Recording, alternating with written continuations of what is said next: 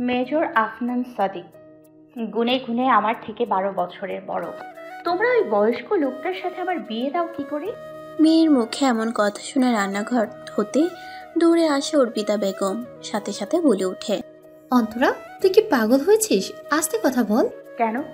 আসতে বলার কি আছে? ওনারা পাশের রুমে আছে, তাড়াতাড়ি শাড়িটা পরে ফেল। একটা কথাও বলবি না তুই। অন্তরা এবার বেশ বিরক্ত হয়। মাত্র কোচিং থেকে এসেছে, এখন এসব। তার মা এই ছেলের কথা অনেকদিন যাবতই বলেছে তাকে, তবে সে তোয়াক্কা করেনি। তবে সত্যি সত্যি যে বাড়ি অবধি নিয়ে আসবে কে জানতো। মা, আর 2 মাস পর অ্যাডমিশন, আর এখন বিয়ের কথা তোলো কিভাবে তুমি? কেন, সমস্যা কোথায়? আমাদের 7 কপালের ভাগ্য, এত বড় একজন অফিসারের বিয়ের প্রস্তাব নিয়ে এসেছে তোর কাকি। অন্তরা প্রকোচকে মায়ের দিকে তাকিয়ে থাকে।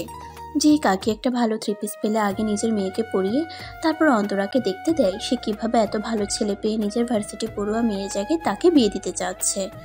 অন্তরার ছোট মাথায় তার ষষ্ঠ ইন্দ্রিয় তাকে নাড়া দিচ্ছে, বারবার বলছে, অন্তরা বেবি, কোচু তো কুছ তো গড়বড় হে। শোন, ছেলের বাবা বলেছে মেয়ে পছন্দ হলে 1 সপ্তাহের মধ্যে বউ করে নিয়ে যাবে। ছেলের হাতে বেশি ছুটিও নেই। কি? তবে সোনা গয়না কোনো কিছুর কমতি হবে না। রাজি হয়ে যা মা আমার, তোর কাকার ওপর পড়ে পড়েই তো খাচ্ছি। এবার যদি একটু দায় সারতে পারি। ছেলেটা খুব ভালো। অন্তরার বেশ খারাপ লাগে কথাটা শুনে। সত্য কথা হয়তো এজন্যই এত দিতে হয়। তার বাবার চাকুরি নিয়ে আজ 3 বছর যাবৎ, তাই পড়ে পড়ে খেতে হচ্ছে চাচার উপর।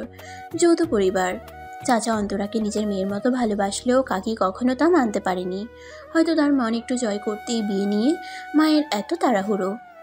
মামাও হয়তো ভিতরে তাদের সাথে বসে গল্প করছে। অন্তরা বুঝে এখন আর তর্ক করে লাভ নেই। সেও শাড়ি পরে মায়ের সাথে ভিতরে চলে যায়। বিসমিল্লাহির রহমানির রহিম। এত জোরে পড়ল যে সবাই হা করে তাকিয়ে আছে। বোকা বনে চলে গেল অন্তরা। এটা কি করলো?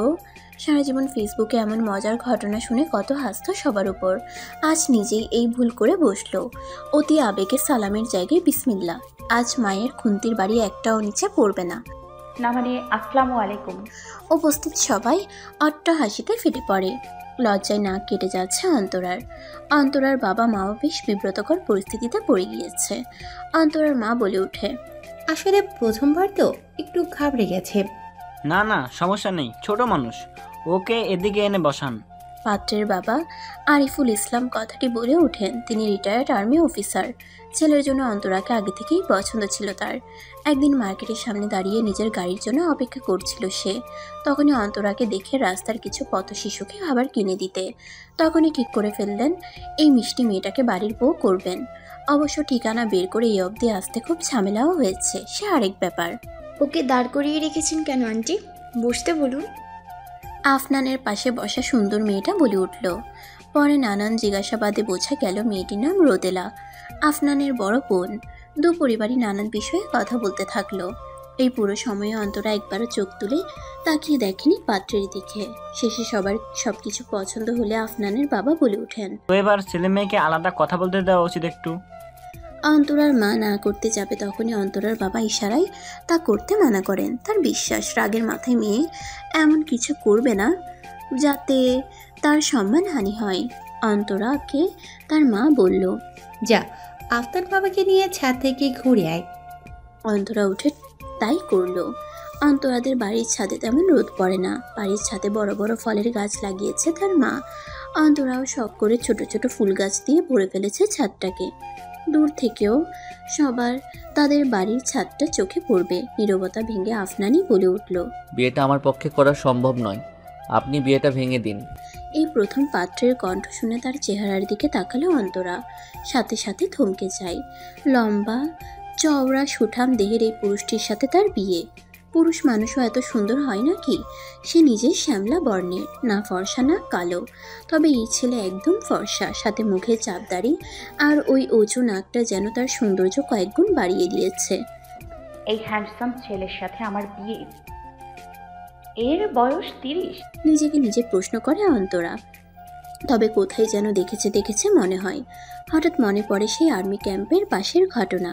সাথে সাথে চিল্লিয়ে বলে ওঠে, এই, আপনি সেই আর্মিটা না, ওই যে আমাকে বাঁচিয়েছিলেন?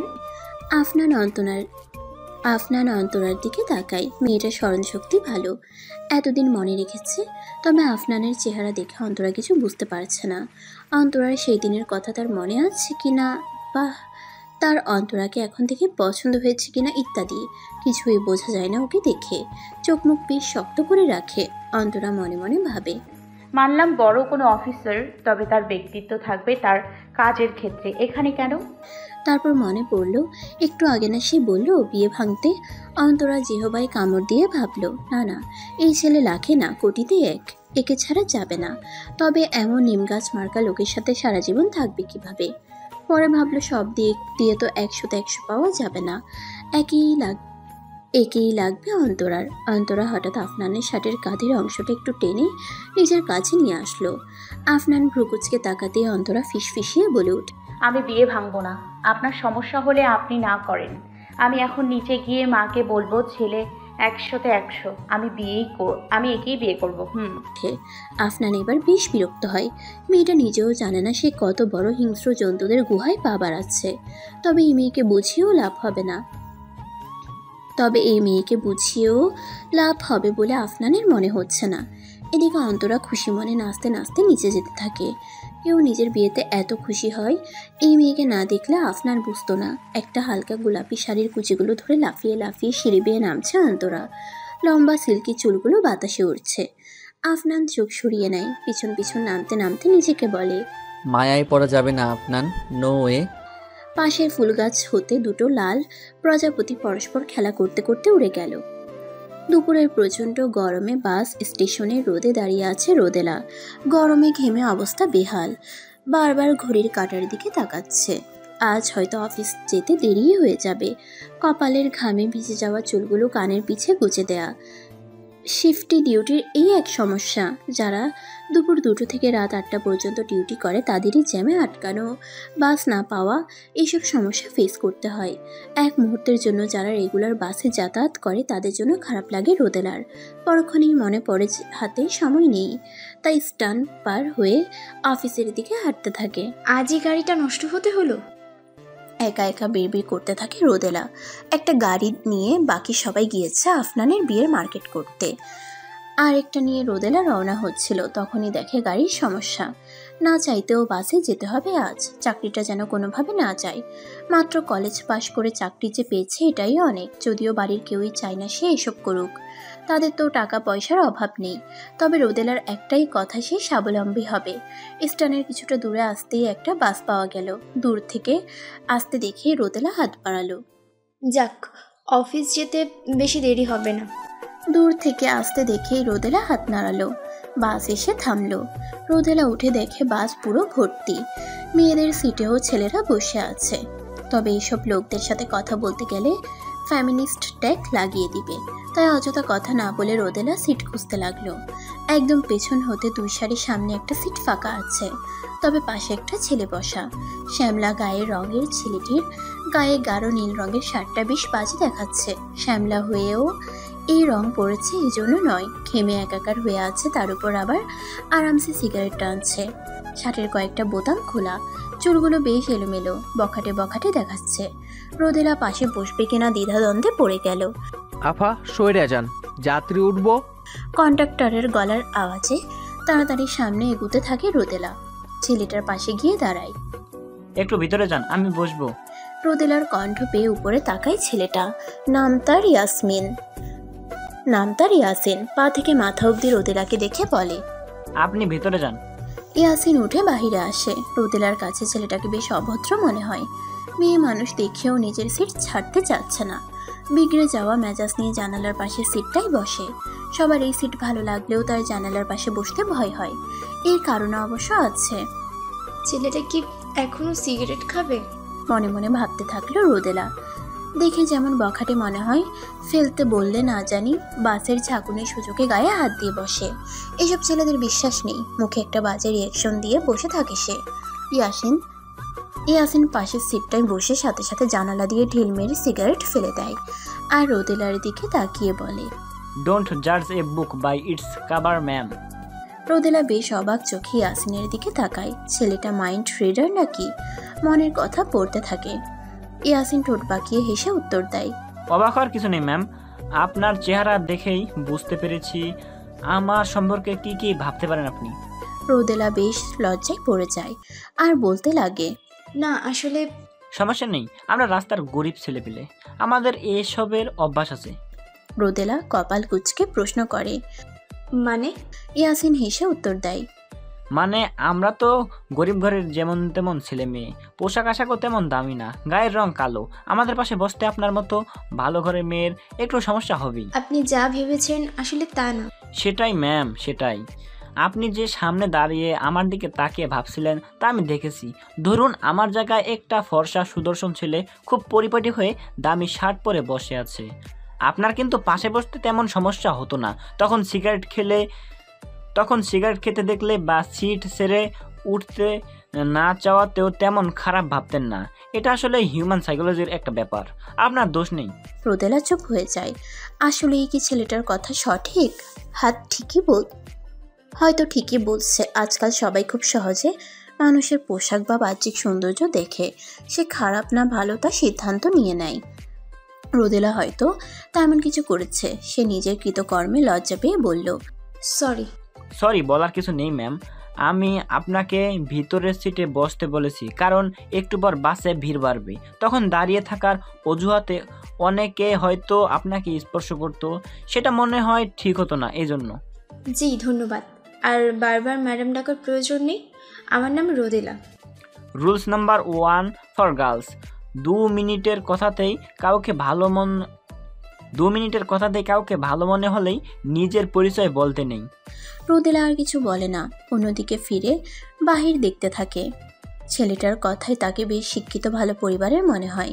রোদেলা ভাবে কি অল্প কথায় রোদেলাকে বাজিমাত করে ফেললো লোকটা। ইন্টেলিজেন্ট। তবে সাথে সাথেই খেয়াল হলো ছেলেটা তাকে ম্যাম ডাকার কারণও আছে। ছেলেটার বয়স 27 কি 28 হবে, তার থেকে প্রায় 5 বছরের ছোট। আর তার বয়স। বাসের জানালার কাছে নিজের প্রতিবিম্ব দেখে একটা তাচ্ছিলের হাসি হাসলো রোদেলা। যতই স্মার্টভাবে চলাফেরা করুক, চেহারার হালকা ভাঁজ, চোখের নিচের কালোর দাগ, সব কিছুই যেন তার 32 বছর বয়সের সাক্ষ্য দিচ্ছে। কথায় আছে মেয়েরা 20তে বুড়ি, সে হিসেব করতে গেলে তার এখন অনেক বয়স। এখন হয়তো স্বামী সন্তান নিয়ে তার ঘর করার কথা ছিল, অথচ সে কি করছে? একটা দীর্ঘশ্বাস ফেলে সিটে হেলান দিয়ে চোখ বন্ধ করে রোদেলা। নিজের জীবনে ঘটে যাওয়া সব কিছুর হিসাব মেলাতে থাকে। সবটা এমন না হলেও পারত। এদিকে ইয়াসিন ফোন স্ক্রল করতে করতে চোখটা বাঁকা করে রোদেলার দিকে তাকায়। মেয়েটা যথেষ্ট স্মার্ট ও শালীন, তবে বয়সটা ঠিক ধরা যাচ্ছে না। তার সমবয়সী হতে পারে বা কিছুটা সিনিয়র। 20 বছরের যুবতী তো আর নয়। পর মুহূর্তেই ভাবে, হু কেয়ার্স।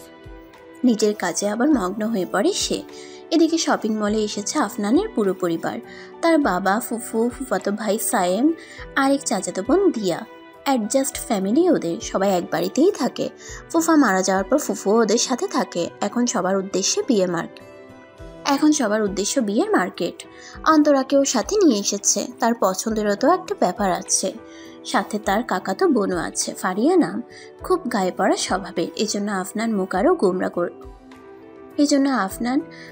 গুমরা হয়ে আছে। ভাবতেই অবাক লাগে। তার একটা থ্রেড শুনে বড় বড় সন্ত্রাসের অবস্থা খারাপ হয়ে যায়। তার পুরো আর্মি ক্যাম্পে যথেষ্ট সুনাম আছে, সবাই তাকে কত সম্মান করে। অথচ বিয়ের ব্যাপারে তার হাত পা বাঁধা। না চাইতেও এইসব শপিং ঝামেলার মধ্যে পড়তে হচ্ছে। ওইদিকে কিছুদিন পর কত গুরুত্বপূর্ণ মিশনে তার যেতে হবে, সেসব নিয়ে আরেক চিন্তা। সে আর পারছে না। সবাই যখন সব কাপড় দেখতে ব্যস্ত, সে এসব ঝামেলা থেকে বাঁচতে কিছুটা দূরে গিয়ে দাঁড়ায়। অন্যদিকে তাকিয়ে কিছু একটা ভাবতে থাকে। হঠাৎ মনে হয় পিছে কেউ আছে। আর তখনই শুনতে পাই সেই বিখ্যাত লাইন, একই রণ বাজা বাজে ঘন ঘন, ঝন রন রন রন ঝন ঝন।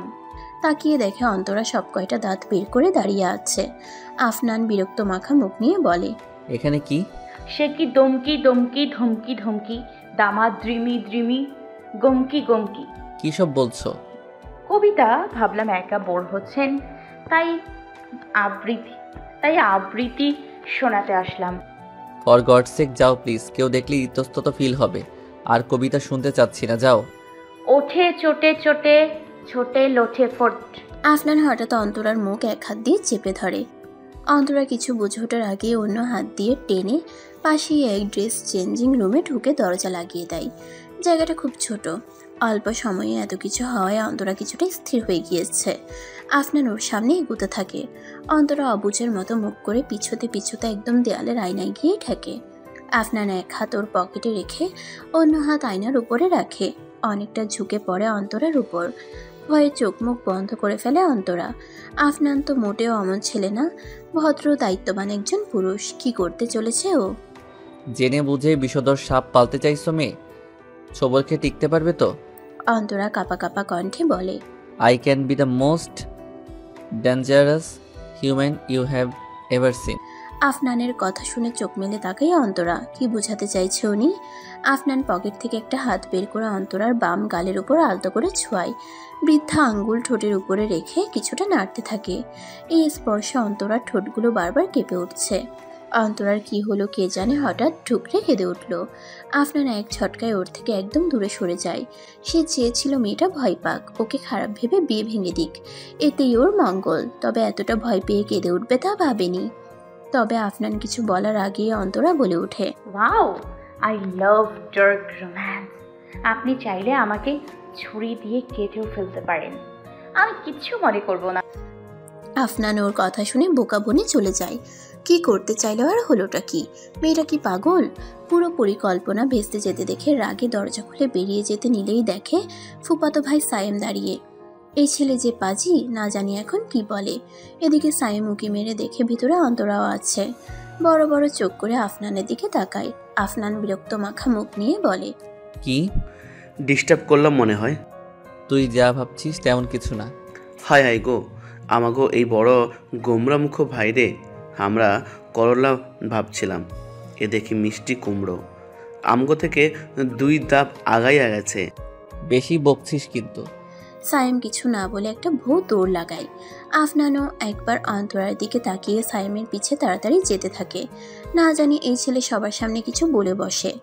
অন্তরা এসব দেখে মুচকি হেসে একা একাই বলে ওঠে, I can be the most জামাই পাগল girl you have ever seen. সারাদিনের ক্লান্তি শেষে রাতে বাসায় ফিরেছে রোদেলা। দেখে ড্রয়িং রুমে বসে সবাই বিয়ের কেনাকাটা দেখছে। রোদেলা পাশ কাটিয়ে চলে যেতে নিলে দিয়ার চোখে পড়ে। আপু দেখে যাও, সব কিনেছি আমরা, তুমি তো আসলে না। রোদেলা মলিন হেসে যেই না কাছে যেতে নিল, তখনই এক মাঝ বয়সী মহিলাকে বসে থাকতে দেখে থমকে দাঁড়ালো। আর কত বছর এই মানুষটা তার সাথে ভালো করে কথা বলে না। সম্পর্কে সে রোদেলা আর আফনানের মা। এখন রোদেলা গেলে সে উঠে যাবে। রোদেলা যেতে নিয়েও যায়নি, চুপ করে সিঁড়ি বেয়ে উপরে চলে গেল। উপস্থিত সবাই বিষয়টা দেখে মনমরা হয়ে যায়। তবে কারো কিছু করার নেই। রুমা বেগমের মুখের উপর কথা বলার সাহস এবারের কারণেই। তাকে এত বুঝিয়েও মা মেয়ের সম্পর্ক ঠিক করা যায়নি। এখন একভাবে সবাই সব আশাই ছেড়ে দিয়েছে। অথচ এসবে রোদেলার কোনো দোষই ছিল না। তবে আফনানের বিষয়টা চোখে ঠিকই পড়েছে। নিজের মুঠি শক্ত করে সে একাই বলে ওঠে, ডোন্ট ওয়ারি রোদ আপু, তোর সাথে যারা অন্যায় করেছে প্রত্যেককে আমি নিজ হাতে শাস্তি দিব। Just wait and see. এমন সময় হঠাৎ আননোন নাম্বার থেকে আফনানের ফোনে একটা কল আসলো। আফনান কল ধরতেই বাড়ির বাইরে বেরিয়ে হাঁটতে হাঁটতে গ্যারেজের সামনে চলে আসে। কলটা রিসিভ করতেই কেউ বলে ওঠে, কেমন আছো মেজর আফহান সাদ্দিক? জি, কে বলছেন? ও পাশ থেকে হো হো করে হাসির আওয়াজ শোনা গেল। লোকটা আবার বলে উঠল, এত তাড়াতাড়ি ভুলে গেলে মাই ডিয়ার জুনিয়র? জুনিয়র শব্দটা শুনেই আফনান বুঝে গেল ফোনের অপর প্রান্তে কে। রাগে তার মুখ চোয়াল সব শক্ত হয়ে উঠল। ফর্সা ঘাড়ের প্রতিটা রগ যেন দেখা যাচ্ছে। সে জোরে জোরে নিঃশ্বাস নিয়ে নিজেকে শান্ত করার চেষ্টা করে। কি হলো মিস্টার দেশপ্রেমিক? খুব পুরনো স্মৃতি তাড়া করছে মনে হয়। চুপ জানোয়ারের বাচ্চা, তোর মতো কুত্তার বাচ্চারা দেশ ও দশের শত্রু। এই দেশের মাটিতে বড় হয়ে তোরা এই দেশেরই ক্ষতি করিস। এই দেশে বোনদের ইজ্জত নিস আর দেশের মাঝে মাদক ছড়াস। আফা, তোর রাগ জেদ এখনো তোর বাচ্চাদের মতোই আছে। শুনলাম বিয়ে করতে যাচ্ছিস, একটু সাবধানে রাখিস তোর বউ, মানে বিয়ে করাবো বিয়ের পর, না জানি তোর বোনের মতো। চুপ, একদম চুপ। আর একটা কথা বললে আমি এক্ষুনি তোর আড্ডাখানে এসে তোকে জানে মেরে মাটিতে পুঁতে ফেলবো। আমাকে আর কত হাসাবি বলতো? পুরনো সব ভুলে গেলি নাকি? তুই ছোট থাকতে একটু বেশি দেশের প্রতি টান দেখাচ্ছিস, যার ফলে তোর বউ। রিদওয়ান, আর একটা কথা বললে তোর জিভ আমি ছিঁড়ে ফেলবো। রিদওয়ান হাসতে হাসতে কল কেটে দেয়। আফনান নিজের রাগকে কন্ট্রোল করতে না পেরে গাড়ির কাচের উপর সজোরে একটা খুশি মারে। কাচ ভেঙে হাতের নানান জায়গায় ঢুকে যায়। টপ টপ করে রক্তের ফোঁটা বেয়ে বেয়ে পড়তে থাকে। কোনোভাবে নিজেকে সামলে সবার চোখ ফাঁকি দিয়ে দোতলায় নিজের রুমে চলে যায়। ফোনের গ্যালারি থেকে একজনের ছবি বের করে বলতে থাকে, বলেছিলাম মেয়ে দূরে থাকতে, থাকলে না তো প্রেমের দহনে নিজেও পুড়বে, আমাকেও পুড়িয়ে ছাই করে দিবে। আফনান ভাবতে লাগলো, খুব দ্রুত মিশনটার প্রস্তুতি নিয়ে তা সফল করতে হবে। ল্যাপটপটা হাতে নিয়ে দ্রুত হেড অফিসে একটা মেল পাঠালো। সে তার ছুটি আরও 2 দিন কমিয়ে ফেলতে চাচ্ছে। বিয়ের পরদিনই সে আর্মি ক্যাম্পে ব্যাক করবে। আর যে হাতে উপায় নেই, ওখান থেকে লোক দিয়ে নজর রাখতে হবে বাড়ির সবার উপর। উফ, একসাথে এত জনের জীবন সামলাতে গিয়ে হিমশিম খেতে হচ্ছে আফনানকে। অজু করে নামাজের পাটি বিছিয়ে বসে পড়ল। রবের কাছে দুর্বলতা প্রকাশ করাই যায়। দুহাত হয়ে আল্লাহর পানে মেলে চাইতে লাগলো সবকিছু, যেন তার মনোবল আরও শক্ত হয়। পাপীদের প্রাপ্য শাস্তিটুকু যেন সে দিতে পারে। আজকে সকাল থেকে রূপচর্চায় ব্যস্ত অন্তরা। তার যেন ঈদ লাগছে। তার খুশিতে কে কী ভাববে তার যায় আসে না। এই 18 বছর বয়সটাই এমন, সব কিছুতেই বেশি আবেগ। অন্তরার মা মেয়ের হঠাৎ রাজি হয়ে যাওয়া দেখে প্রথমে খুশি হলেও এখন বেশ লজ্জা পাচ্ছে। মেয়েটা এমন করে লাফাচ্ছে যেন বিয়ে করে জামাই সে নিয়ে আসবে। অন্তরা, থামবি তুই? মায়ের কথায় চোখ থেকে শশার স্লাইড দুটো সরায় অন্তরা। অতঃপর মায়ের দিকে বিরক্তি নিয়ে তাকিয়ে বলে উঠল, তুমিই তো চাইতে আমি বিয়েতে রাজি হই, এখন আবার কি সমস্যা? তোমার এমন হ্যান্ডসাম ছেলের সাথে বিয়ে দিলে বুঝতা। অর্পিতা বুঝে অন্তরার সাথে কথা বলে লাভ নেই। পরে ভাবতে থাকে এই বাচ্চা মেয়ে সংসার করতে পারবে তো। তাছাড়া সবকিছু এত তাড়াতাড়ি হচ্ছে যে ও বাড়ির লোক সম্পর্কে তেমন একটা জানাও হয়নি। তবে এতটুকু বিশ্বাস ছেলেটা খুব ভালো, এই জন্যই তো চিন্তাটা বেশি হয়। ভালো মানুষদের শত্রুর অভাব নেই। তাছাড়া যে চাকরি করে তা নিয়ে অনেকেই তো কত কিছু বলে। সেনাবাহিনীর স্ত্রী হতে হলে নাকি মনোবল খুব শক্ত রাখতে হয়। আচ্ছা, মেয়েটা বিয়ের পরও তো স্বামীর থেকে দূরেই থাকবে, সব কিছু সামলাতে পারবে তো? অর্পিতা বেগম রান্নার জন্য কিচেনে চলে যায়। কিরে, তোর তো দেখি ভাগ্য খুলে গেল। ফারিয়ার কথা শুনে দরজার দিকে তাকায় অন্তরা। এই মেয়েকে দেখলেই কেন জানি তার মেজাজ বিগড়ে যায়। সবকিছু তো অন্তরাকে হিংসে। সবার কাজিনদের মাঝে এমন একজন থাকবেই যে একটু হিংসুটে স্বভাবের। কেন? তোর তো সব কিছুতেই আমার থেকে বেশি আছে, এই একটা জায়গায় না হয় একটু পেলামই। ফারিয়ার যেন কথাটা ভালো লাগলো না। সে অন্তরার পাশে গিয়ে বসলো। তা সব জেনেই বিয়ে করতে যাচ্ছিস তো? কি জানবো আজও? তার মানে তুই কিছুই বুঝিস না, এখনো বাচ্চাই আছিস। অন্তরা ভ্রুকুচকে ফারিয়ার দিকে তাকালো। কি বলতে চাইছিস বলতো? তেমন কিছু না, শুধু বললাম দেখিস আবার বিয়ের পর দিনই তোকে যাতে ফেলে না যায়। আর্মিরা নাকি একটু আনরোমান্টিক টাইপের হয়, দেশের চিন্তায় পরিবারের খেয়াল থাকে না। তুই কজন আর্মিকে চিনিস যে এত কথা বলছিস? আর তাছাড়া এটা তো গর্বের বিষয়। এজন্য পুরুষের বড় বড় সাফল্যের পর তাদের স্ত্রীদেরও সম্মানের চোখে দেখা হয়। তুই বুঝবি না। বেশি ইমোশনাল হয়ে যাচ্ছিস না তুই? হলাম। আচ্ছা, তুই কখনো কারোর প্রেমে পড়েছিস? না মানে টাইম পাস তো করেছিস জানি। সত্যিকারে কারো কথা মনে হয়েছে যাকে নিয়ে পুরোটা জীবন থাকা যায়? না, কেন? তুই একদিনই ওই ছেলের প্রেমে পড়েছিস বুঝি? একদিনে নয় প্রিয়, আরও কাহিনী আছে। একবার কলেজে পিকনিকে গিয়ে আমি একটা ঝামেলায় পড়েছিলাম, আর তখনই সেসব পরে বলবো। তবে কি জানিস, তুই যেদিন কারোর প্রেমে পড়বি ওই দিন বুঝবি। এসব ফালতু বিষয়ের জন্য আমার কাছে সময় নেই। আমি এখন নিজের ক্যারিয়ার নিয়ে আছি। এতই ক্যারিয়ার নিয়ে থাকলে আফনানকে পটানোর ট্রাই করছিলি কেন তখন শপিং মলে? যাই হোক, অভিশাপ দিলাম, তুই এক বেকার ছন্ন ছাড়া ছেলের প্রেমে পড়বি। বেশি ম্যাচুরিটি দেখালে এমনই হয়। ফারিয়া ওর কথায় একটা ডোন্ট কেয়ার ভাব নিয়ে রুম থেকে বেরিয়ে গেল। সে মোটেও অমন মেয়ে না। সে কোনো বড়লোক হ্যান্ডসাম ছেলেকেই বিয়ে করবে। বিকেলে প্রায় সন্ধ্যা হয়ে এসেছে। আফনান কিছু কাজে বাইরে গিয়েছিল, ফিরতে দেরি হয়ে যাচ্ছে। গাড়িতে বসে ড্রাইভিং করতে করতে ফিরছে। এক হাত দিয়ে ড্রাইভ করছে, অন্য হাত দিয়ে একটা মোজোর বোতল ধরে আছে। একটু পরপর দুই ঠোঁটের মাঝে নিয়ে একটু করে চুমুক দিচ্ছে। কোকাকোলা বয়কটের পর মোজোই সবার ভরসা।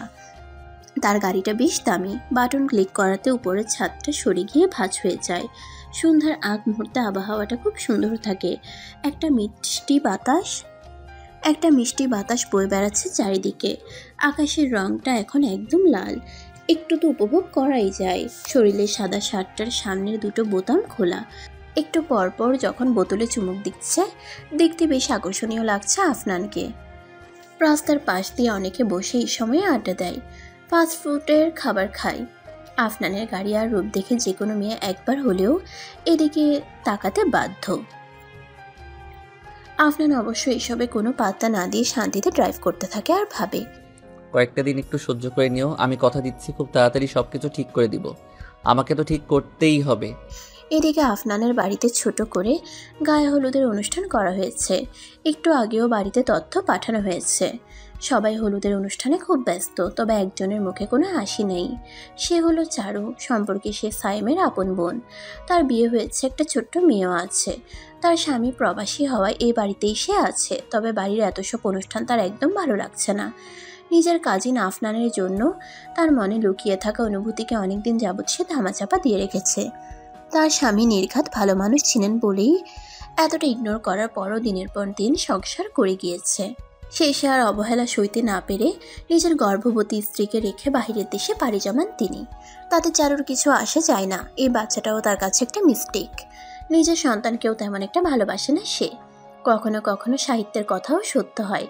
সব মায়েরা মমতাময়ী হয় না, তবে এসব কিছুই এ বাড়ির কেউ জানে না।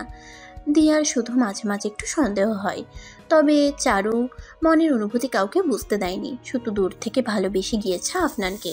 সে জানে এটা পাপ, তবে মন কি তা শুনে? এখন আফনানের বিয়েটা তার কাছে কাটা ঘাতে লবণের ছিটার মতো লাগছে। সব কাজিনরা মিলে নাচ গান করছে, মাইকে একের পর এক গান বেজে যাচ্ছে। যেভাবেই হোক অনুষ্ঠানটা শেষ হলো। পরের দিন বাড়িতে বিয়ের প্রস্তুতি। ফুলের ঘ্রাণে মোমো করছে পুরো রুমটা। খাটের উপর লাল সাদা ফুলের পাপড়ি দিয়ে খুব সুন্দর করে সাজানো। রুমের লাইট অফ, তবে তাতে কি, ছোট ছোট মোমবাতি চারিদিকে ছড়িয়ে ছিটিয়ে আছে। তার আলোয় যেন আরও বেশ আবেদনময়ী লাগছে খাটে বসা তরুণী মেয়েটাকে। অন্তরা চুপিসারে উঠে গিয়ে লাকেজ থেকে ফোনটা বের করে কি সুন্দর করে সাজিয়েছে আফনানের কাজিনরা এই রুমটাকে। আফনান আসছে না কেন? কত ছবি তোলা বাকি। বিয়েটা চোখের পলকে কত তাড়াতাড়ি হয়ে গেল, তাই না? দুপুরে 3 কবুল বলে আজীবনের জন্য এই লোকটার হয়ে গিয়েছে সে। আজ বিকেলেই এই বাড়িতে এসেছে অন্তরা। প্রথমে ভেবেছিল সবাই না জানি কেমন হয়, হিন্দি সিরিয়ালের মতো কোনো কুটুনি শাশুড়ি না জানি কপালে আসে। তবে সবাই এত ভালো হবে সেটা কল্পনার অনেকটা বাহিরে ছিল। সবাই কতটা ভালো, আর সব কাজিনদের মাঝে এত ভালো সম্পর্ক বলার বাহিরে। তবে সবচেয়ে ভালো হলো শ্বশুরমশাই। তিনি কত বড় একটা সিক্রেট গোপন রেখেছে। অন্তরা আজ সকালেই জানতে পেরেছে সবটা। প্রথমে তার চাচি নিজের মেয়েকেই জোর করে নিতে বলছিল আরিফুল ইসলামকে, তবে তিনি তার কথায় অনড় ছিলেন। টাকা লেনদেনেরও ব্যাপার ছিল। ভাগ্যিস সেসব কথা কেউ জানেনি, এমনকি সাথে ও বাড়ি থেকে ফারিয়াকে আসতে দেখেও কিছু মনে করেনি। এমন সময় দরজায় আওয়াজ আসে। বাইরে চেঁচামেচি হচ্ছে। সবাই আফনানকে আটকে রেখেছে টাকার জন্য। অন্তরা একটু নড়ে চড়ে বসে। ভাই 20,000 দিবা কিনা কও, নয়তো তোমার বউর সাথে ঘুমানো হইব না আজ। মেয়ের কথার সাথে সবাই সহমত। দিয়া তো হাতে পার্টি স্প্রে নিয়ে দাঁড়িয়ে আছে। টাকা দিতে দেরি হলে প্রতি 10 মিনিটে একবার করে মুখে দেওয়া হবে। আফনানের আবার এসব বাড়তি ঝামেলা একদম ভালো লাগে না। সে সাথে সাথে পকেট থেকে টাকা বের করে পুরোটা দিয়ে দেয়। সবাই অবশ্য খুশির বদলে বেশ বিরক্ত। এই ছেলেটা এমন কেন? একটু মজাও করতে দেয় না। রোদেলাও বেশ বিরক্ত হয়ে বলল, আসলে বউয়ের কাছে যাওয়ার জন্য তরস হয়েছে না, এর জন্যই এমন তাড়াহুড়ো করছে। চল তো সবাই, ওকে যেতে দে। আপু, তুমিও এদের মতো কী সব বলছো? রোদাপু আর সাইম ভাইয়া ঠিকই বলেছে। আফনান ওদের কারো কথায় পাতা না দিয়ে মুখের উপর দরজা লাগিয়ে দিল। অন্তরা চুপচাপ দেখছে সবকিছু। বাহির হতে সায়াম চিল্লিয়ে বলল, ভাই ঘুম থেকে জায়গা আমাগো আরও কিছু বকশিস দিও। এত খুশি তুমি, সেই হিসেবে তো পাই। সবাই অট্ট হাসিতে ফেটে পড়ল। এদিকে নিচে আফনানের মা সবাইকে ডাকছে। ছেলে মেয়ে দুটোকে এখন একটু একা ছেড়ে দেওয়া উচিত। রাতের আকাশটা আজ ঝলমল তারার আলোয় এক অনন্য সাজে সজ্জিত হয়েছে, যেন প্রকৃতিও এদের একাগ্রতার সাক্ষ্য দিচ্ছে। এই মৃদু বাতাসে আর একটু একটু আলোতে আফনানদের বাড়ির ছোট বাগানটায় হেঁটে বেড়াচ্ছে ফারিয়া। এমন একটা সুন্দর পরিবার তারও হতে পারত। আসলে কিছু বিষয় ভাগ্যের উপরেও ছেড়ে দিতে হয়।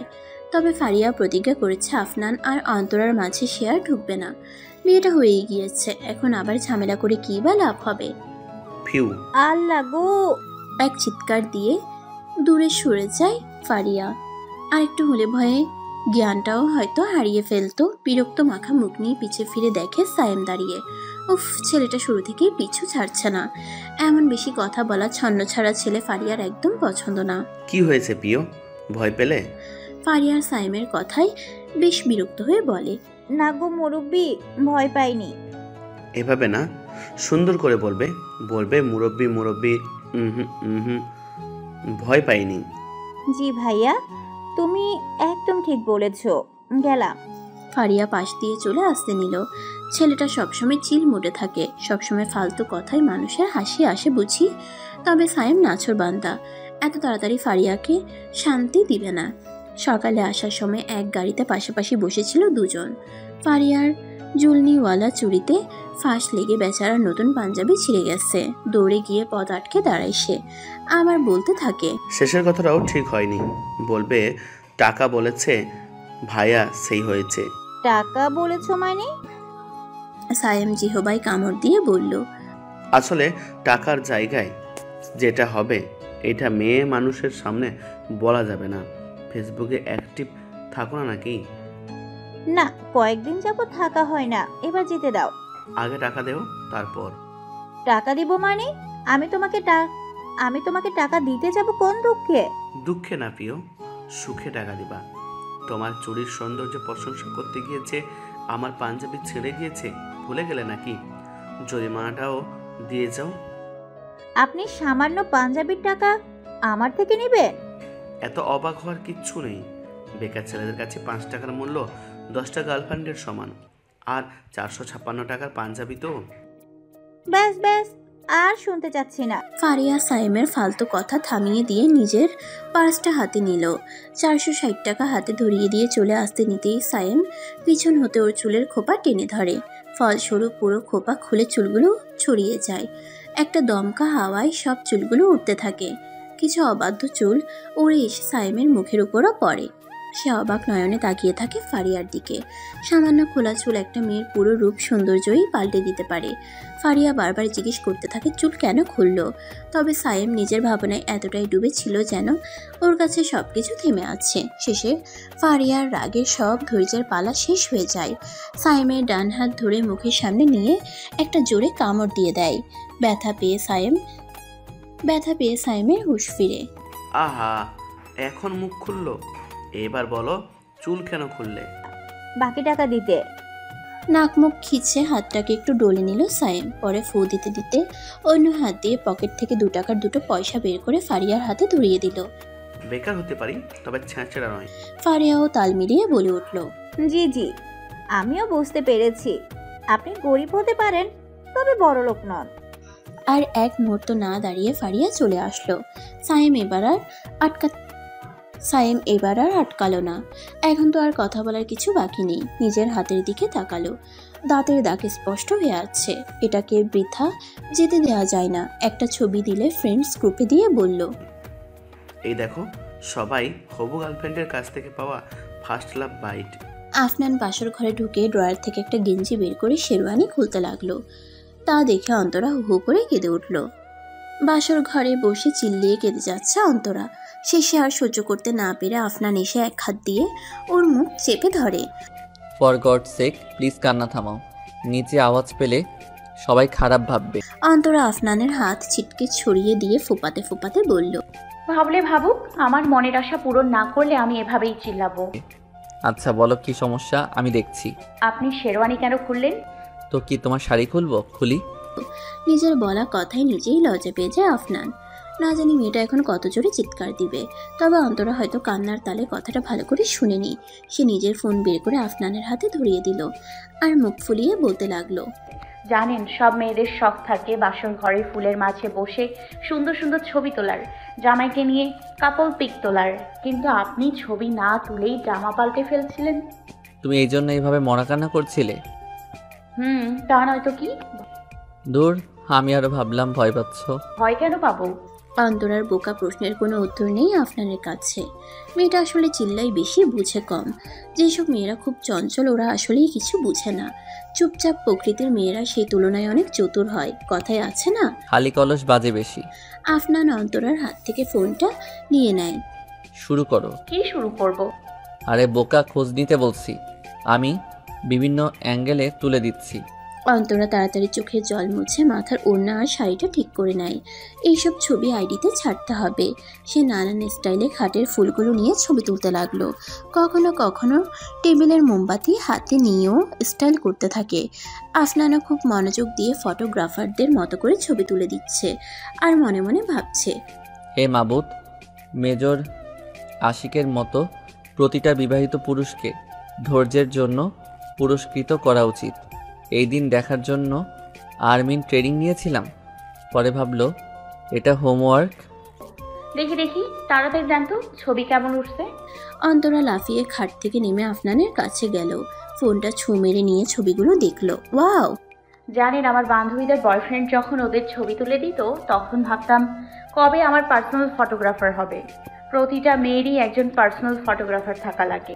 এরপর সে আফনানের শেরওয়ানি ধরে টান মেরে একদম কাছে নিয়ে আসলো। ইচ্ছা মতো সেলফি নিচ্ছে। এতটা কাছে এসে আফনান অবাক নয়নে অন্তরার দিকে তাকিয়ে আছে। মেয়েটা আসলেই খুব কিউট। আমাকে দেখা হলে কাঁধে হাত দিয়ে ক্যামেরার দিকে তাকান, এক পজিশন বারবার ভালো লাগে না, চলুন চেঞ্জ করি। অন্তরার কথায় তাড়াতাড়ি চোখ সরিয়ে নেয় আফনান। ছবি তোলা শেষ হলে অন্তরা আয়নার সামনে গিয়ে চেয়ার টেনে বসে। একটু হেল্প করুন তো, আমার মাথায় হাজার হাজার ক্লিপ জুয়েলারি, এসব খুলতে পারছি না, পুরো মাথাটা ব্যথা করছে। আফনানও কাছে এসে এক এক করে সব খুলতে থাকে। মেয়েটার মাথাটা আসলেই ব্যথা হয়ে যাওয়ার কথা। চিকন চিকন কত ক্লিপ দিয়ে আটকানো।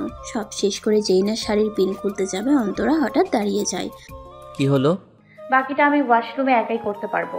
কথাটা বলে ড্রয়ার থেকে একটা নর্মাল সুতির শাড়ি বের করে অন্তরা বাথরুমে চলে যায়।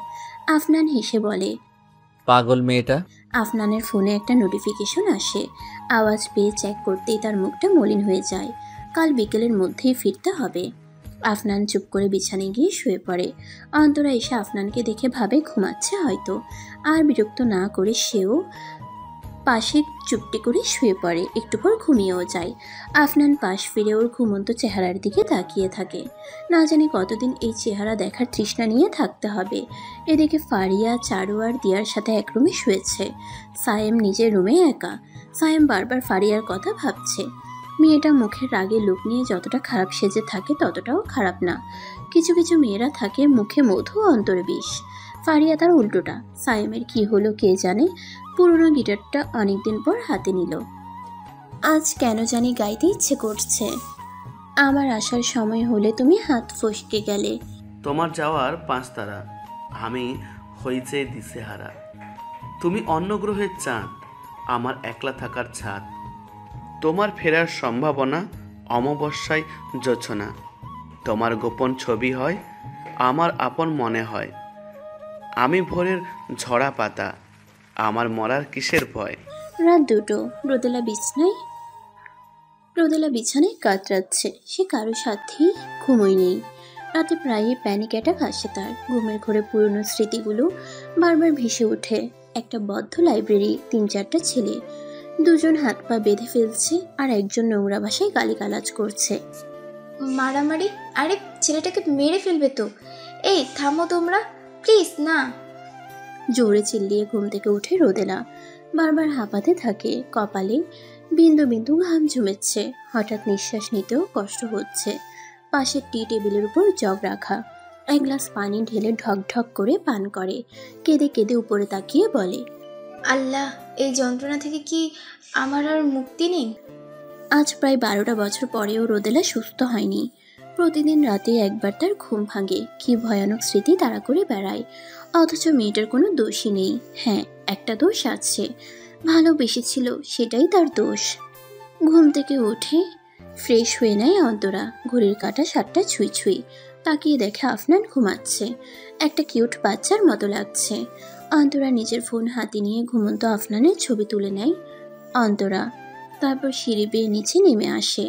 রান্নাঘরের সামনে আসতেই দেখে শাশুড়ি মা আর চারু সবকিছু গুছাচ্ছে। অন্তরাকে দেখে আফনানের মা একটু হাসি বিনিময় করলো। অন্তরা কাছে এসে সালাম দিল। দিন মা, আমি করে দিচ্ছি। থাক থাক, লাগবে না, তোমারই তো সংসার, ধীরে ধীরে সব করো। এত তাড়াতাড়ি উঠতে গেলে যে? ভাবলাম একটু কাজে হেল্প করি। পাশ থেকে টিটকারি সুরে চারু বলে উঠল, ভালো তো, মাথা চালাতে পারো। আসতে না আসতেই সব কিছু যে তোমার তা বুঝিয়ে দিচ্ছ। আফনানের মা কিছু বলল না। ভাবলো মেয়েটা হয়তো বড় ভাবির সাথে মজা করছে। তবে অন্তরার একটু কেমন যেন লাগলো। ইনি আসার পর থেকেই অন্তরার সাথে একটু কেমন যেন করছে। এমন সময় রান্নাঘরে রোদেলা আসলো। রোদেলাকে দেখে আফনানের মা সেখান থেকে চলে যায়।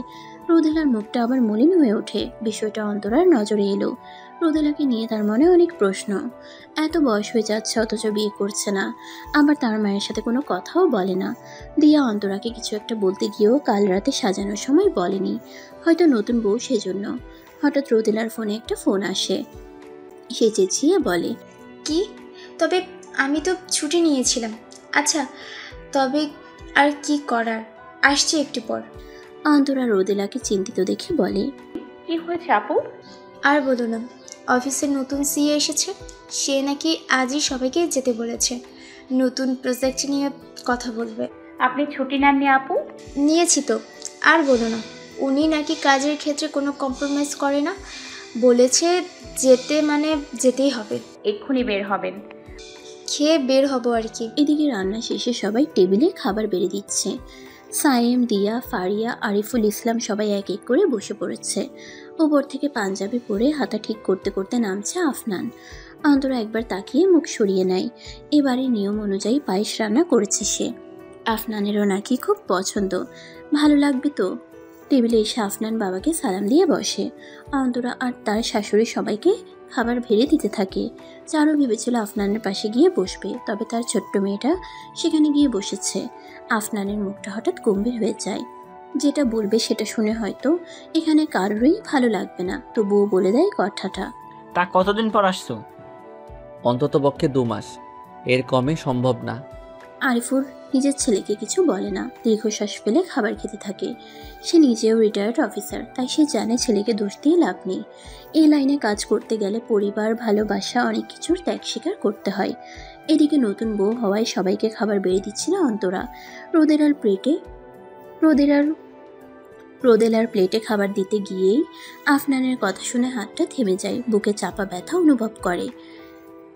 সে কি এত খারাপ? আর 2 দিন তার সাথে থাকা যেত না? অবুঝ মন বুঝতে পারে না আফনান কেন চলে যাচ্ছে। সে কোনোভাবে নিজেকে সামলে সবাইকে খাবার বেড়ে দেয়।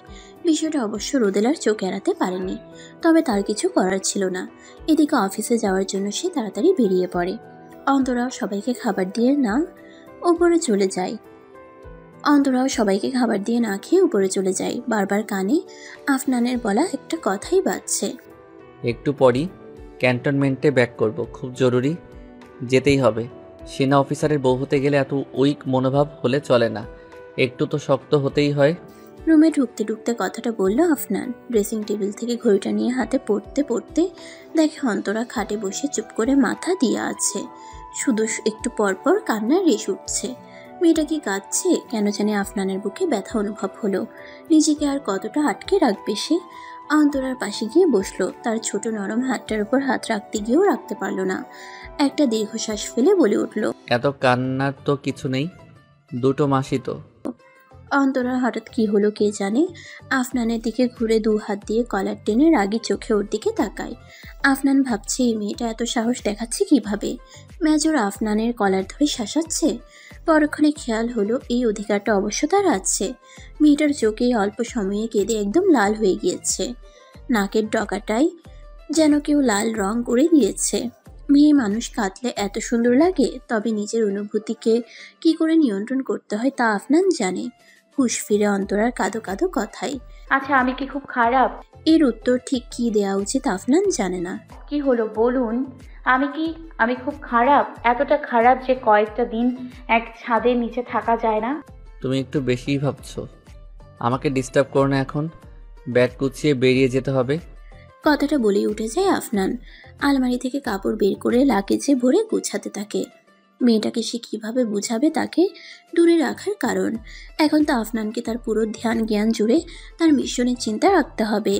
অন্তরা এমন এক মেয়ে যার মাঝে একবার ডুবলে আর বেরিয়ে আসা সম্ভব না। এদিকে তার ঘরের শত্রু বিভীষণ, তবে কে সে? আসল শত্রুকে চেনার আগে অন্তরার সাথে তার সম্পর্কটা ভালো হতে দেওয়া যাবে না। ও যে খুব নাজুক। প্রথম আঘাতটা ওর উপরেই করতে চাইবে। একবার নিজের চোখের সামনে হওয়া অন্যায়ের প্রতিবাদে আফনান ব্যর্থ হয়েছে, দ্বিতীয়বার এই ভুল করা যাবে না। এক ভুলের মাসুল পুরো পরিবার প্রায় 12টা বছর যাবৎ দিচ্ছে। আবার যে সহ্য করার ক্ষমতা কারো নেই। আফনান দ্রুত ব্যাগ গুছিয়ে নিচে বেরিয়ে যায়। তাকে নেয়ার জন্য গাড়িও এসে পড়েছে, সব রেডি। রুম থেকে বের হওয়ার সময় একবারও ফিরে তাকায় না অন্তরার দিকে। নিচে গিয়ে সবার থেকে বিদায় নিয়ে গাড়িতে উঠে বসে।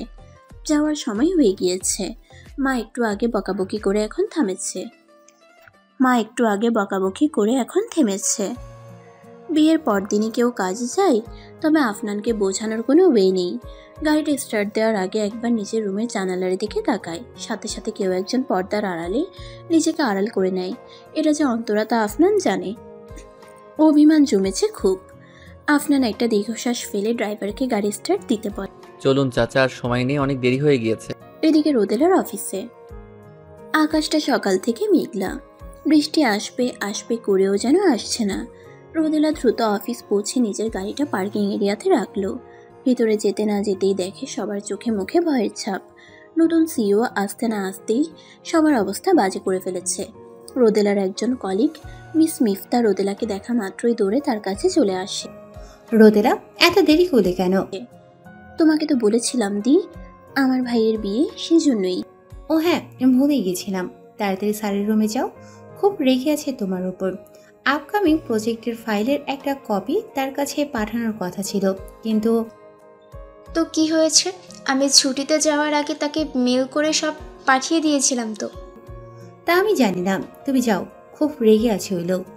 রোদেলা আর কথা না বাড়িয়ে লিফটে উঠে পড়ল। কিছু সময় পর উপস্থিত হলো স্যারের রুমের সামনে। দরজা নক করে প্রশ্ন করলো, স্যার আসবো? আসুন। রোদেলা ভিতরে আসে। এখন আপাতত রুমে কেউ নেই, সবাই বকা খেয়ে চলে গিয়েছে হয়তো। এবার তার পালা। ইয়াসিন চেয়ারে হেলান দিয়ে ফোনে গেমস খেলতে লাগলো। রোদেলা ওকে দেখে অবাক, এটা তো সেই ছেলে, তবে আজকে অনেক ভিন্ন লাগছে। দামি শার্ট, দামি ব্লেজার, অনেকটা গোছানো। রোদেলা অবাক হয়ে প্রশ্ন করে, আপনি? ইয়াসিন চোখটা বাঁকিয়ে রোদেলার দিকে তাকায়, আবার গেমসে মনোযোগ দেয়, যেন দুনিয়ার সবচেয়ে গুরুত্বপূর্ণ কাজ হলো বাবল শুটার গেমস খেলা। রোদেলা ভাবে ওই দিনের কথা হয়তো ছেলেটার মনে নেই, তবে সেদিন কি গরিব একটা ভাব নিয়েছিল। মিস রোদেলা। জি স্যার। নতুন ফাইলটার কপি পাঠানোর দায়িত্বটা কার ছিল? স্যার আমার। পাঠিয়েছেন? জি স্যার, মেল করে পাঠিয়েছিলাম। ইয়াসিন চেয়ারে একটু সোজা হয়ে বসে ফোনটা সাইডে রাখে। রোদেলার দিকে তাকিয়ে পা থেকে মাথা অবধি একবার পরখ করে। বেশ পরিপাটি শালীন মেয়েটা। প্রথম দেখায় কেউ ধরতে পারবে না বয়স এত। নিজেকে খুব গুছিয়ে রেখেছে। ইয়াসিন তার সিভি চেক করে জেনেছে কিছুটা, আর বাকি তথ্য পেয়েছে সব অফিসের পুরনো কিছু স্টাফদের কাছ থেকে। সবার সব তথ্য নেওয়ার সময় রোদেলার নাম শুনেই বাসের কথা মনে পড়ে। তখন থেকেই মেয়েটাকে দেখার জন্য সে কিউরিয়াস। বড়লোক ফ্যামিলির মেয়ে, চাকরি না করলেও পারে, তবে কেন করে সেটা সেই জানে। হয়তো ইন্ডিপেন্ডেন্ট হওয়ার নেশায়। এই নেশায় আজকাল অনেক মেয়েরাই বিয়ের বয়স পার করে ফেলে, তবে রোদেলাকে তেমন মনে হচ্ছে না। অনেক তথ্যই কম সময়ে তার ব্যাপারে জেনে নিয়েছে, আরও জানতে ইচ্ছে করছে। হঠাৎ এই মেয়েটার প্রতি ইয়াসিনের ইন্টারেস্ট কেন আসলো সে নিজেও জানে না, তবে কিছু তো আছে মেয়েটার মাঝে। হয়তো চোখ দুটো মেয়েটার চোখ খুলো মেয়েটার চোখগুলো টানা টানা বেশ মায়াবী, প্রথম দেখায় অ্যাট্রাক্ট করতে পারবে এমন। ইয়াসিনের ধ্যান ভাঙে রোদেলার কথাই। স্যার, আমি কি চলে যাব? তবে যাওয়ার আগে একটা কফি বানিয়ে দিন। জি স্যার। কোনো সমস্যা? কফি মেশিন তো পাশে আছে, গ্লাসে ঢেলে দিতে পারবেন? না স্যার, পারবো, দিচ্ছি। রোদেলা মনে মনে বেশ বিরক্ত হয়, তবে প্রকাশ করে না। ইয়াসিন ওর অবস্থা দেখে হাসে। মেয়েটা একটু বেশি শান্ত, তবে ভিতরে ভিতরে এখনও যেন বাচ্চামো একটা ভাব আছে। কোনো কারণবশত সেটাকে বের হতে দেয় না। মুখে কেমন একটা মলিন হাসি থাকে। রোদেলা কফি রেডি করে বের হয়ে যায়। ইয়াসিন কাউকে কল দিয়ে বলে, একটা মেয়ের ছবি দিচ্ছি, কালকের মধ্যে সব তথ্য বের করে রেডি করবে, কুইক। প্রায় রাত হয়ে এসেছে। নিজের রুমের জানালা খুলে বাইরে তাকিয়ে আছে অন্তরা। মা কয়েকবার খাবার খেতে ডেকে আর আসেনি। বিয়ের পর প্রথম নিজ বাড়িতে মেয়েরা স্বামী নিয়েই আসে, তবে অন্তরা ফারিয়ার সাথে একাই এসে পড়েছে। সবাই অবশ্য পরিস্থিতি মেনে নিতে বাধ্য। আর্মিরা বেশি একটা ছুটি এমনিতেও পায় না, তবে তাই বলে বিয়ের পর দিনই চলে যাবে সেটা অবশ্য কেউ ভাবেনি। কিরে, কি ভাবছিস? একটা প্লেট হাতে নিয়ে রুমে ঢুকতে ঢুকতে বলে ফারিয়া। প্লেটে ডিমের ডোসা বানিয়ে দিয়েছে অন্তরার মা, সাথে সস। বিছানায় উঠে একটা ডোসা নিয়ে সস লাগিয়ে খেতে লাগলো ফারিয়া।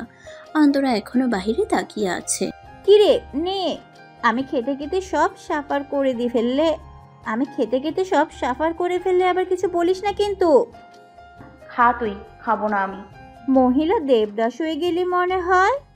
শরৎচন্দ্র বেঁচে নেই, থাকলে তোর মতো সেনাবাহিনীর প্রতিদিন নিয়ে একটা উপন্যাস লিখত। নাম দিত মহিলা দেবদাস।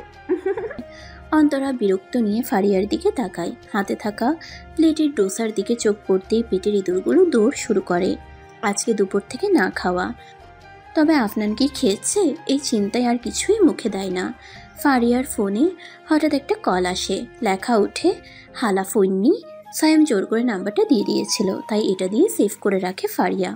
কলটা রিসিভ করে হাঁটতে হাঁটতে ছাদে চলে যায়। অন্ধকারে হালকা বাতাসে ভালোই লাগছে। আসসালামু আলাইকুম। ওয়ালাইকুম আসসালাম। কি দরকার? আজব তো, কল ধরে মানুষ ভালো আছে নাকি এসব আগে জিজ্ঞেস করে। আপনার সাথে পিরিতি আলাপ পারতে আমি বরণডালা সাজিয়ে বসে থাকি না। বরণডালা তো বিয়ের লাগে, বিয়ে করতে চান নাকি? ফারিয়া হাসে, ছাদের মাঝে বসে পড়ে। আমার এতটাই খারাপ দিন আসেনি বেকার ছেলে বিয়ে করব, তাও এমন চিল মুডে থাকা লোক। বেকার ছন্নছড়া ছেলে বিয়ে করে তোমার একটা লাভ হবে কি জানো? সে সারাদিন রাত শুধু তোমাকেই সময় দেবে। অফিস নামক সতীনের জ্বালা সহ্য করতে হবে না। এত সময় লাগবে না আমার। নানান কথায় ফোন আলাপ চলতে থাকে দুজনের মাঝে। প্রথমে যতটা খারাপ মনে হয়েছিল ছেলেটা ততটাও খারাপ না। এদিকে এখনো না খেয়ে বসে আছে অন্তরা। হঠাৎ আন্নোর নাম্বার থেকে একটা মেসেজ আসে। নোটিফিকেশন দেখে বুঝতে অসুবিধা হয় না কে সে। মনটা একটু হলেও ভালো হয়। মেসেজটা পড়তে থাকে। দুপুরেও নাকি কিছু খেয়ে বের হওনিও বাসা থেকে, এখন কিছু খেয়ে নিও, খেয়ে মেসেজ দাও। সমস্যা কি তোমার বলো তো? একে তো কান্না করা মুখ দেখে বের হয়েছি, কোনো কিছুতেই মন বসছে না। 2 মাস এভাবে কিভাবে থাকবো আমি? কষ্ট শুধু তোমার হয়, আমার হয় না? দরকারি কাজ ছিল দেখেই তো এসেছি। কাল বিকেলে কল দিব, যখন সময় পাবো কল দিব। ডেইলি কথা বলবে ফোনে, মনটা একটু হালকা লাগবে। আজ এসে অনেক কিছু সামলাতে হয়েছে, তাই কল দিতে পারিনি। দিলে তো 1 ঘন্টা চলে যাবে তোমার কান্না শুনতে শুনতে। প্লিজ খেয়াল নিও, রাখছি। ও আরেকটা কথা, থাক বলবো না, সামনাসামনি না বললে ফিল আসবে না। খোদা হাফেজ। অন্তরা পড়ে আর হাসে। কি বলতে চেয়েছিল সেটাও একটু ভাবে, তবে বেশি একটা ভাবার সময় পায় না। খিদেই পেটটা জ্বলছে। পাশে প্লেটটা হাতে নিয়ে খেতে থাকে। চোখের পলকে যেন সময়টা কেটে যাচ্ছে। আফনান গিয়েছে প্রায় 1 মাস। এখন শুধু ফোনে ফোনে কথা হয় অন্তরার সাথে। মাঝে মাঝে একটু খারাপ লাগলেও মানিয়ে নিচ্ছে মেয়েটা। এখন এ বাড়ির বড় বউ সে। রান্না থেকে ঘরের সব কিছুতেই একটু একটু করে আধিপত্য বাড়ছে তার। বাড়ির সবার সাথেই সম্পর্ক অনেকটা ভালো অন্তরার। শুধু দিন শেষে রুমে ফিরলে অনেকটা একাকিত্ব গ্রাস করে সারা মনটাকে। সব কিছু থেকেও কি যেন নিয়ে লাগে। ভাবি আসবো? দিয়ার কণ্ঠে দরজায় তাকায় অন্তরা। মেয়েটা খুব ছটফটে আর মিশুক স্বভাবের। আসো, বলার কি আছে? একা একা বোর হচ্ছিলাম, আর তোমাকে একটা জিনিস বলার ছিল। কি? কাল পুরো বাড়ি ফাঁকা হবে। মানে? আরে আমার এক খালার মেয়ের বিয়ে, সবাইকে ইনভাইট করেছে। রোদাপু বলেছে সে যাবে না, অফিসে নাকি কাজের খুব চাপ। তার উপর কদিন যাবৎ নাইট শিফটে যেতে হচ্ছে তাকে। ও, সমস্যা কি? আমি আছি তো। রান্না বান্না করে খাওয়াও, রান্না বান্না করে রাখবো। আর বাকি কাজ তো বুয়া করেই দেবে। আবার পড়ার চাপও একটু বেশি এখন আমার। কি, তুমিও যাবে না? বলে হলো বুঝি, মা খুব বকবে। একটু ম্যানেজ করে নিও বোন আমার, বুঝোই তো। এখন এসবের মাঝে যাওয়ার মন মানসিকতা আমার নেই। দিয়া মন খারাপ করে জবাব দেয়। আচ্ছা, কি আর করার, দেখি। দুজনে বসে বসে গল্প করতে থাকে। রোদেলা খুব ক্লান্তি নিয়ে বিকেলবেলা বাসায় ফিরছে। এমন সময় টিপ টিপ বৃষ্টি শুরু হলে দৌড়ে গিয়ে একটা ছাউনি নিচে দাঁড়ায়। তার বৃষ্টিতে ভিজতে একদমই ভালো লাগে না। ওই ঘটনার পর একবার কিছুটা স্বাভাবিক হয়ে রোদেলা বৃষ্টিতে ভিজতে ছাদে উঠেছিল। তার মা চিল্লিয়ে বলে ওঠে, আর কত নির্লজ্জের পরিচয় দিবি? এত কিছুর পরও ঢং কমেনি? এখন আশেপাশে বাড়ির ছেলেদের শরীর দেখানোর শখ উঠেছে। তারপর আজ এত বছর রোদেলা বৃষ্টিতে ভিজে না। কোনো মাই হয়তো দুনিয়াতে নিজের সন্তানকে এতটা ঘৃণা করে না যতটা রোদেলার মা তাকে করে। অথচ একটা সময় তার মা দুনিয়ার সবচাইতে বেশি তাকে ভালোবাসত। পাড়া প্রতিবেশীদের গর্ব করে বলতো, ভাবি, আমার মেয়ে কোনো ভুল করতেই পারে না।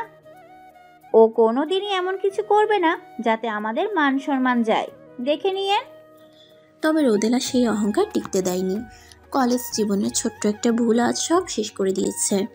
বৃষ্টির সময় দোয়া করলে নাকি সেটা কবুল হয়। রোদেলা ছাউনির কিছুটা সাইডে এসে আকাশের দিকে তাকায়।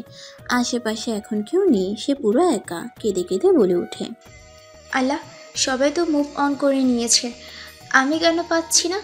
একটা পাপের জন্য আর কত শাস্তি দেবে আমায়?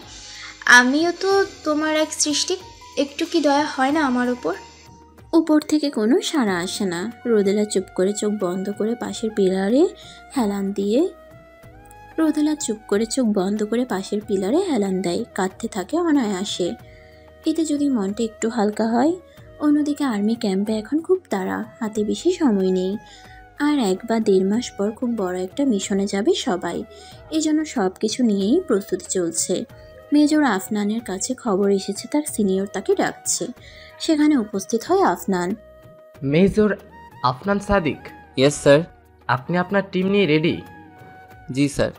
শেষবারের মতো আপনার টিমকে আজ কিছু বলার থাকলে বলতে পারেন। তারপর মোটিভেট করার সময় নাও পেতে পারেন। মাত্র 1.5 মাস সময় পাবো সর্বোচ্চ। জানি স্যার। এখন টিমের কাছে যেতে পারেন। Of course sir. আফনান তার সিনিয়রকে কুর্নিশ করে পিছপা হয়ে তার ক্যাম্প থেকে বেরিয়ে গেল। কিছুটা দূরে তার টিমের সব আর্মি অফিসাররা সারিবদ্ধভাবে দাঁড়িয়ে আছে। সবাই যতই শক্ত আর স্ট্রেটভাবে দাঁড়াক, চোখে মুখে হালকা ভয়ের ছাপ দেখা যাচ্ছে। আফনান বুঝলো এখন শেষবারের মতো মিশনে যাওয়ার আগে পুরো টিমের মনোবল কিছুটা বাড়াতে হবে। আপনারা সবাই প্রস্তুত? Yes sir. আমি জানি আপনারা হয়তো কিছুটা ভয় আছেন। প্রথমে পুলিশরাও এতে ইনভলভ ছিল, তবে তারা সফল হয়নি। আজ অবধি প্রায় 3টা আর্মি টিম এই মিশনে আগেও গিয়েছে, তবে দুর্ভাগ্যবশত তারাও ফিরে আসতে পারেনি। আপনারা ভয় পাবেন না, আমি কথা দিচ্ছি আমার পুরো টিমের একজন অফিসারের গায়ে আমি একটা গুলি লাগতে দিব না। বর্ডার পার হয়ে আসা এই অপরাধীদের আমরা নিশ্চয়ই নিজেদের আয়ত্তে আনব। আমাদের প্রথম অভিযান হবে প্রায় 1 থেকে 1.5 মাস পর। আমরা সফল হলে প্রায় 6 মাস পর আর একটা মিশনে যেতে হবে অন্য জায়গায়। 2টো স্থানেরই হেড একজন। এই মিশনটা সফল হলে তাকে আমরা অবশ্যই খুঁজে বের করতে পারব আর শাস্তি দিব, সে যাই হোক। সবাই একসাথে বলে উঠল, অবশ্যই স্যার। মনে রাখবেন আমরা কারা? দেশের গর্বিত সৈনিক। একদম ঠিক। একটা দেশ টিকেই থাকে সেনাবাহিনীর ভরসায়। আমরা যে কোনো প্রয়োজনে দেশের খাতিরে সর্বদা প্রস্তুত থাকব। নিজেদের প্রাণের চেয়েও দেশটা আমাদের কাছে অধিক প্রিয়। Got it? Yes sir. আমার আপনাদের প্রতি বিশ্বাস আছে, আমরা পারবো, আমাদের পারতেই হবে। আপনারা প্রস্তুত তো বীর সৈনিক? জি স্যার। আফনান সে স্থান ত্যাগ করে। বন্ধু মেজর রোহানের কাছে যায়, কিছুটা আড়ালে নিয়ে বলে, রোহান, আমাকে একটা হেল্প করতে পারবি? কি হেল্প? কাল একটা কাজ করতে হবে।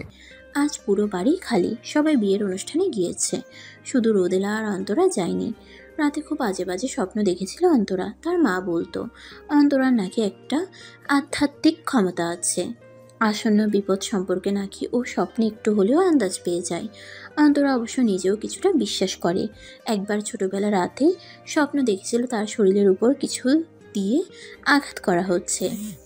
এর পরের দিন তার একটা অ্যাক্সিডেন্ট হয়। আবার একবার স্বপ্নে দেখে সে ডিম ভাজতে গিয়ে পুড়িয়ে ফেলেছে। পরদিন দেখা গেল হঠাৎ তাদের পাশের বাসায় আগুন লেগে যায়। এমন অহরহ ঘটনার সাক্ষী সে আছে। সন্ধ্যা গড়িয়ে এখন প্রায় রাত। পুরো বাড়িতে অন্তরা একা। সকালে সবাই যাওয়ার সময়ও বারবার জোর করছিল ওকে, তবেও যায়নি। এদিকে রোদেলাও সন্ধ্যা হতে বেরিয়ে গিয়েছে। আজকে নাকি নাইট শিফট। দারোয়ান কাকাকে বলে গিয়েছে অপরিচিত কেউ আসলে যেন গেট না খুলে। রোদেলা যথাসময়ে অফিসে পৌঁছে যায়। সাধারণত রাতের শিফটে পুরো অফিসে তেমন হাতে গোনা কয়েকজন ছাড়া কোনো লোক থাকে না। সব ইম্পর্ট্যান্ট ফাইল রিচেক দেওয়ার দায়িত্বটা পড়েছে রোদেলার উপর। না চাইতেও যখন তখন কাজ করতে হয় তাকে। তবে রাতে একা কাজ করতেও খুব ভয় পায়। ওর ফোবিয়া আছে, অন্ধকার ভয় পায় খুব। তবে 4th ফ্লোরে নিজের ডেস্কে এসে কিছুটা অবাক হয় সে। একটা ফাইলও নেই। ফাইল কোথায়? এক পিয়ন কাকা নাস্তা নিয়ে স্যারের রুমে দিতে যাচ্ছিল। রোদেলাকে দেখে বলে, ম্যাডাম, স্যার কইছিল আপনারে দেখলে হ্যাঁ রুমে যাইতে কইতে, ওইখানেই নাকি বসে কাজ করবেন। রোদেলা কিছুটা বিরক্ত হয়, তবে প্রকাশ করে না। এই লোকটা গত 1 মাস জ্বালাতন করেছে অনেক। প্রায়ই কারণে অকারণে রুমে ডাকবে। টুকিটাকি কাজ যা তার বিয়ের করার কথা সেসবের জন্য ডাকবে রোদেলাকে। অফিসে ইতোমধ্যে গুঞ্জন শুরু হয়েছে কিছুটা। অনেকে বলছে এদের দুজনের মাঝে কিছু একটা চলছে। কথাটা অবশ্য ইয়াসিনের বিয়ে ছড়িয়েছে। Hot tight fit western dress পরেও সুদর্শন বড়লোক ছেলেকে পটাতে না পারার ব্যর্থতার যন্ত্রণা থেকে মুক্তি পাওয়ার জন্য হয়তো। রোদেলা ইয়াসিনের রুমে যায়। এই রুমে যেতে তার অনুমতি লাগে না। ইয়াসিনই বলেছে তার অনুমতি নেওয়ার প্রয়োজন নেই। ইয়াসিন রোদেলাকে দেখে একটা মিষ্টি হাসি দিয়ে তাকায়। যেদিন থেকে রোদেলার অতীতের অভিশপ্ত ঘটনা ও জেনেছে, সেদিন থেকে 8-10টা সাধারণ ছেলেদের মতো ঘৃণা আসার জায়গায় যেন সহানুভূতি আর কিছুটা প্রেম জেগেছে মনে। কত ক্ষত মেয়েটার ভিতরে। এজন্যই ও খুব কম হাসে, হাসলেও মলিন, যেন চাপা আর্তনাদ ভিতরে বয়ে যায়। ইয়াসিন ভাবে শুধু সত্যিকারের ভালোবাসাই পারবে মেয়েটাকে এই যন্ত্রণা থেকে মুক্তি দিতে। স্যার, আমাকে ডেকেছেন? ও হ্যাঁ, কাজের কথাই বলা হলো না। আপনি ওইখানে বসে কাজ করুন আজকে। কেন? এটা তো আমার ডেস্ক না। আপনার পুরো ফ্লোরে আপনি একা, ইভেন এই ফ্লোরে আমি একা। ভাবলাম কিছুটা সঙ্গ পাওয়া যাবে। তাছাড়া আপনি নাকি অন্ধকারে ভয় পান, তাই এখানে বসেই কাজটা করুন। রোদেলা আর তর্ক করে না। এই 1 মাসে সে বুঝে গিয়েছে খামোখা তর্ক করে লাভও হয় না এর সাথে। রোদেলা সে ডেস্কে গিয়ে বসে, সাইড ব্যাগটা পাশে তাকায়। ইয়াসিনের চেয়ারে বসে এখানটা খুব ভালো করে দেখা যায়। মাঝখানে শুধু একটা কাচ, তবে এপাশ থেকে ওপাশ না দেখা গেলেও ওই পাশ থেকে সব পরিষ্কার দেখা যায়। রোদেলা নিজের কাজ করতে থাকে। ইয়াসিনও ল্যাপটপে কাজ শুরু করে দেয়। শুধু একটু পরপর রোদেলার দিকে তাকিয়ে দেখে। She is beautiful. নিজের ফোনে একটা গান ছেড়ে তালে তালে কাজ করতে থাকে ইয়াসিন। তোমার জন্য নীলচে তারার একটুখানি আলো, ভোরের রং রাতের মিশকালো, কাঠগোলাপের সাদার মায়া মিশিয়ে দিয়ে ভাবি আবছা নীল তোমার লাগে ভালো। অন্তরা একা একা খুব বোর হচ্ছে। কেন জানি আজ পড়তে বসতেও ইচ্ছে করছে না। আজ সারাদিনে একবারও আফনানের সাথে কথা হয়নি। ব্যস্ত হয়তো খুব। অন্তরা টিভি অন করে কবি হাম কবি তুম পাকিস্তানি নাটকটা দেখতে থাকে। কত কিউট কাপলটা। হানিয়া আমির ওর one of the favourite actress. হঠাৎ মনে হলো দরজায় কিছুর আওয়াজ। প্রথমে মনের ভুল ভেবে ফিরে তাকায় না, তবে একটু পর আবার একটা আওয়াজ আসে। অন্তরা পিছনে শান্তভাবে তাকিয়ে এক ঝটকায় লাফিয়ে উঠে যায়। কে আপনারা? বাসায় ঢুকলেন কিভাবে? 3-4 জন ছেলে মুখোশ পরে দাঁড়িয়ে আছে। দেখে মোটেও সুবিধার মনে হচ্ছে না। অন্তরা ভয় পেলেও সেটা প্রকাশ না করে চিল্লিয়ে বলে উঠে, বললাম না কারা আপনারা? অনুমতি ছাড়া কারোর বাড়িতে ঢোকাটা ক্রাইম। অন্তরার কথা তোয়াক্কা না করে একজন খুব দ্রুতই অন্তরার কাছে এসে পড়ে। একটা হাত ধরে খুব জোরে টানতে থাকে। অন্তরা বারবার ছাড়ানোর চেষ্টা করে, তবে পুরুষ মানুষের গায়ে জোরে সামনে সে ব্যর্থ। সে অজ্ঞাত ব্যক্তি রাগান্বিত হয়ে চল, নাটক না করে পা চালা। রেদওয়ান স্যার তোকে নিতে কইছে। রেদোয়ান? কে রেদোয়ান? আমি কাউকে চিনি না, যাব না আমি, প্লিজ ছাড়েন। অন্তরাকে খুব জোর করতে থাকে লোকটা, তবে সে কিছুতেই যাবে না। এক পর্যায়ে রাগের বশে লোকটা অন্তরাকে একটা থাপ্পড় মেরে বসে। ছিটকে গিয়ে নিচে পড়ে সোফায় একটা বাড়ি খায় মেয়েটা। ডান চোখের ভ্রু ফেটে রক্ত বেরোতে থাকে। মাথা নিচু করে আল্লাহকে স্মরণ করতে থাকে। এমন সময় বিদ্যুৎ চলে যায়। পুরো বাড়ি অন্ধকার। হঠাৎ কিছু ভাঙার আওয়াজ আসে, আর একসাথে কয়েকজনের আর্তনাদ। অন্তরা ভয়ে উপরে তাকায় না। ওরা সবাই কাউকে বারবার অনুরোধ করছে ছেড়ে দিতে। স্যার প্লিজ ছেড়ে দিন, আর কোনোদিনও এমন করব না। আমাদের রেদওয়ান স্যার পাঠিয়েছে। জানোয়ারের বাচ্চা, তোদের সাহস কি করে হয় আমার বউয়ের গায়ে হাত দেওয়ার? এই মেজর আফনানের স্ত্রীর হাত ধরছিস তুই? তোর এই হাত আমি শরীর থেকে আলাদা করে ফেলবো। Just wait and see. Afnan একটু থামলো, কাউকে কল করে বলল, বাসায় এসে এক্ষুনি সব কটাকে ধরে নিয়ে যা, হাত কেটে দিবি একদম। সবাই ভয়ে বারবার মাফ চাইছে, তবে আফনান তোয়াক্কা না করে অন্তরার কাছে আসে। মেয়েটা এখনো মাথা নিচু করে সজোরে কেঁদে যাচ্ছে। ভয় নেই, আমি আছি না। আমি থাকতে কিচ্ছু হবে না তোমার। তাকাও এদিকে। অন্তরা কাঁপা কাঁপা চোখে উপরে তাকায়। আফনান সত্যি এসেছে ও? অন্তরা ওকে খুব শক্ত করে জড়িয়ে ধরে। আফনান ওকে কিছুটা শান্ত করে কোলে তুলে নেয়। এদিকে আফনানের লোকেরাও বাড়ি এসে পড়েছে। রেদওয়ানের দলের লোকদের টেনে হিস্ট্রি নিয়ে যাচ্ছে। আফনান অন্তরাকে নিয়ে সিঁড়ি বেয়ে রুমে চলে যায়। বিছানায় শুয়ে পাশে হেলান দেয়। অন্তরা কাঁপা কাঁপা কণ্ঠে প্রশ্ন করে, আপনি চলে যাবেন? আফনান কোনো উত্তর দেয় না। অন্তরাকে শুয়ে উঠে যেতে নিলে অন্তরা ওকে জড়িয়ে ধরে, কাঁদতে কাঁদতে বলে, না যাবেন না প্লিজ। আগে ছাড়ো তুমি। না ছাড়বো না, আমি জানি ছাড়লেই চলে যাবেন। আজকে একটা রাত আমার সাথে থাকা যায় না? অন্তরা প্লিজ, বাচ্চামো করো না। বিপদ এসেছিল, তাই আমিও এসেছিলাম তোমায় প্রোটেক্ট করতে। এখন বিপদ আর আসবে না। আমি এরপর থেকে সুরক্ষা আরও বাড়িয়ে দিব। এখন যেতে দাও প্লিজ। না, দিব না। বারবার বাচ্চামো করাই শেষে বিরক্ত হয়ে আফনান একটা ধমক দিয়ে বসে। সাথে সাথে অন্তরা ওকে ছেড়ে দিয়ে একদম চুপ হয়ে বসে। আফনান উঠে দরজার কাছে গিয়ে একবার পিছু ফিরে তাকায়। আর 1.5 মাস ওয়েট করো, মিশনটা কমপ্লিট হলে লম্বা একটা ছুটি পাবো আমি। পুরোটা সময় তোমাকে দিব, প্রমিস। কিন্তু এখন অন্তত আমার কাজটা করতে দাও। অন্তরা চুপ করে বসে থাকে। আফনানের কি হলো কে জানে। যেতে গিয়ে আবার অন্তরার কাছে ফিরে এসে 2 হাত দিয়ে মুখটা ওর দিকে ঘুরায়। ঠিক ভ্রুর মাছ থেকে 1 আঙ্গুল উপরে কপালে একটা ভালোবাসার পরশ এঁকে দেয়। সাথে সাথে দ্রুতই স্থান ত্যাগ করে। অন্তরা শুধু এক দৃষ্টিতে ওর যাওয়ার দিকে তাকিয়ে থাকে। অন্তরার ঘুমটা আজ ফজরেরও আগে ভেঙে গিয়েছে। কেন জানি এখন আর বাড়িতে একা থাকতে ভয় করছে না। মনে হয় আফনান সবসময় ওর আশেপাশেই আছে। আচ্ছা, কাল যদি ও ঠিক টাইমে না আসতো তাহলে কি হতো ভাবতেই শরীরে কাঁটা দিয়ে ওঠে। আফনান সবসময় ওর প্রয়োজনে হাজির হয়। এর আগে কলেজ থেকে একটা ট্রিপে গিয়ে জঙ্গলে হারিয়ে গিয়েছিল অন্তরা। পাশেই ছিল সেনা ক্যাম্প। কোনো এক কাজে আফনান সেখান দিয়ে যাচ্ছিল। কলেজ ড্রেস পরা এক পিচ্চিকে দেখে বলে, এই মেয়ে এখানে কি করছো? প্রথমে কিছুটা ভয় পেয়ে যায় অন্তরা, পরে শরীরে সেনাদের ওই ব্যাস দেখে কিছুটা আশ্বস্ত হয়। কি হলো বলো? এটা তো ডেঞ্জারাস এরিয়া, বাহিরে কারো প্রবেশ নিষেধ। না মানে আমি পথ হারিয়ে ফেলেছি, কিভাবে ফেরত যাব বুঝতে পারছি না। বলে অন্তরা কান্না করে দেয়। প্রায় সন্ধ্যাও হয়ে এসেছিল। অনেকটা ভয় পেয়েছে বেচারি। আর এই লোক ভালো নাকি খারাপ তাও তো সে জানে না। আচ্ছা চলো, আমি তোমাকে দিয়ে আসি। আপনি আবার আমার রক্ত খাবেন না তো? কি? না মানে খারাপ ভাববেন না। কোরিয়ান থ্রিলার মুভিতে দেখতাম সিরিয়াল কিলাররা দেখতে খুব হ্যান্ডসাম হয়, পরে এমন জঙ্গলে কাউকে পেলে নিয়ে মেরে রেখে ফেলে চলে যায়। আফনান ভেবাচেকা খেয়ে যায়। সুন্দর দেখে সুনাম করলো নাকি বদনাম ঠিক আন্দাজ করতে পারছে না। তবে সে অন্তরাকে ঠিকই তাদের পিকনিক স্পটে পৌঁছে দেয়। ঘরে বসে এসব পুরনো কথা ভাবছিল অন্তরা। ওই দিন থেকেই আফনানকে বেশ মনে রেখেছে মেয়েটা। ঘরে ড্রেসিং টেবিলটার সামনে গিয়ে বসে। একটু শাস্তি ইচ্ছে করছে একা একা। মেয়ে মানুষের এই এক অভ্যাস, যখন বাসায় কেউ থাকে না একা একা সাজবে, নিজেকে দেখবে, আবার একা একাই মেকআপ মুছে ফেলবে। অন্তরা সাজতে গিয়ে কিছু একটা পাচ্ছিল না, খুঁজতে খুঁজতে একটা ড্রয়ারে টান দেয়।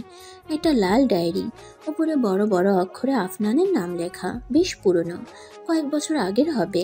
কিউরিসিটির বসে সে ডায়েরিটা খুলে বসে, এক এক পেজ উল্টিয়ে পড়তে থাকে। আফনান কলেজ থাকতে এই ডায়েরিটা লিখত, তবে মাঝ অব্দি লেখে আর কেন জানি লেখেনি। কোথাও ভালো স্মৃতি, কোথাও খারাপ, এসব কিছু। তবে একটা তারিখ দেখে ওর চোখ আটকে যায়, সেটা প্রায় 12 বছর আগের। অন্তরা পড়তে শুরু করে, তবে এখানে এমন কিছু লেখা ছিল যা পড়ে অন্তরা একদম বাকশূন্য হয়ে পড়ে। হঠাৎ হাত থেকে ডায়েরিটা পড়ে যায়। এসব কি সত্যি এমন হয়েছিল? নিজেকে নিজে প্রশ্ন করে অন্তরা। তার চোখ দিয়ে ফোঁটা ফোঁটা পানি বের হতে থাকে, যেন চোখের সামনে ভাসছে সবটা। 12 বছর আগে। আজ কলেজে অনেক বড় অনুষ্ঠান। কলেজের একজন ছাত্রকে সেনা ক্যাম্প থেকে পুরস্কৃত করা হবে। ছাত্রটির নাম হলো আফনান সাদিক। এই পুচকে ছেলে এমন কিছু করেছে যার জন্য পুরো সেনা ক্যাম্প তার কাছে কৃতজ্ঞ। দেশের একজন প্রতিষ্ঠিত বিজনেসম্যান মিস্টার ইয়াহিদ খান যে এত বড় ড্রাগস পাচারকারী ছিলেন, তাও আবার ফাঁসাতে চেয়েছিলেন সেনা অফিসারকে, তা কল্পনারও বাহিরের ছিল। কিছুদিন আগে কলেজ থেকে বান্দরবান পিকনিক ছিল। খেলার ছলে ঘুরতে ঘুরতে এক জায়গায় গিয়ে থামে আফনান ও তার বন্ধুরা। কিছু লোক মুখে কাপড় দিয়ে ঢেকে রেখেছে। একটা গাড়িতে ট্রাঙ্ক ভর্তি করে কি যেন ভরছে আর নিজেদের মাঝে কথা বলছে। আফনানের বন্ধু এসব আড়াল থেকে দেখে ফিসফিসিয়ে বলে, আফনান চল পালাই, আমাদের দেখলে বিপদে পড়বো। আরে থামো তো সিরাত, কিছু একটা তো এখানে হচ্ছে, সুবিধের বলে মনে হচ্ছে না। ওয়েট, সব ভিডিও করব আমি। সিরাত ভয়ে চলে আসে ঠিকই, তবে আফনান আসে না। এক এক করে সব ভিডিও করে, সাথে ওদের মধ্যে যা কথা হয় তাও উঠে যায়। কি এসবের পিছনে, সে কাকে ফাঁসাতে চায় সব। অতঃপর লুকিয়ে ফেরত এসে সব প্রমাণ নিজের বাবা আরিফুল ইসলামকে দেয়। সেনাবাহিনীর সব অফিসার বেশ গর্বিত হয় ওর উপর। তবে এর ফল যে কত ভয়ানক হতে পারে তা ওদের পুরো পরিবার বুঝতে পারেনি। সারা রাত কাজ করে রোদেলা বেশ ক্লান্ত। পুরো রাত কম্পিউটারের দিকে তাকিয়ে থাকতে থাকতে চোখ ব্যথা করছে। ইয়াসিনও ইচ্ছে করে রাতে বাড়ি ফিরেনি। মেয়েটাকে একা রেখে যাবে না ও। চলুন মিস রোদেলা। রোদেলা পাশে থাকায় হাতে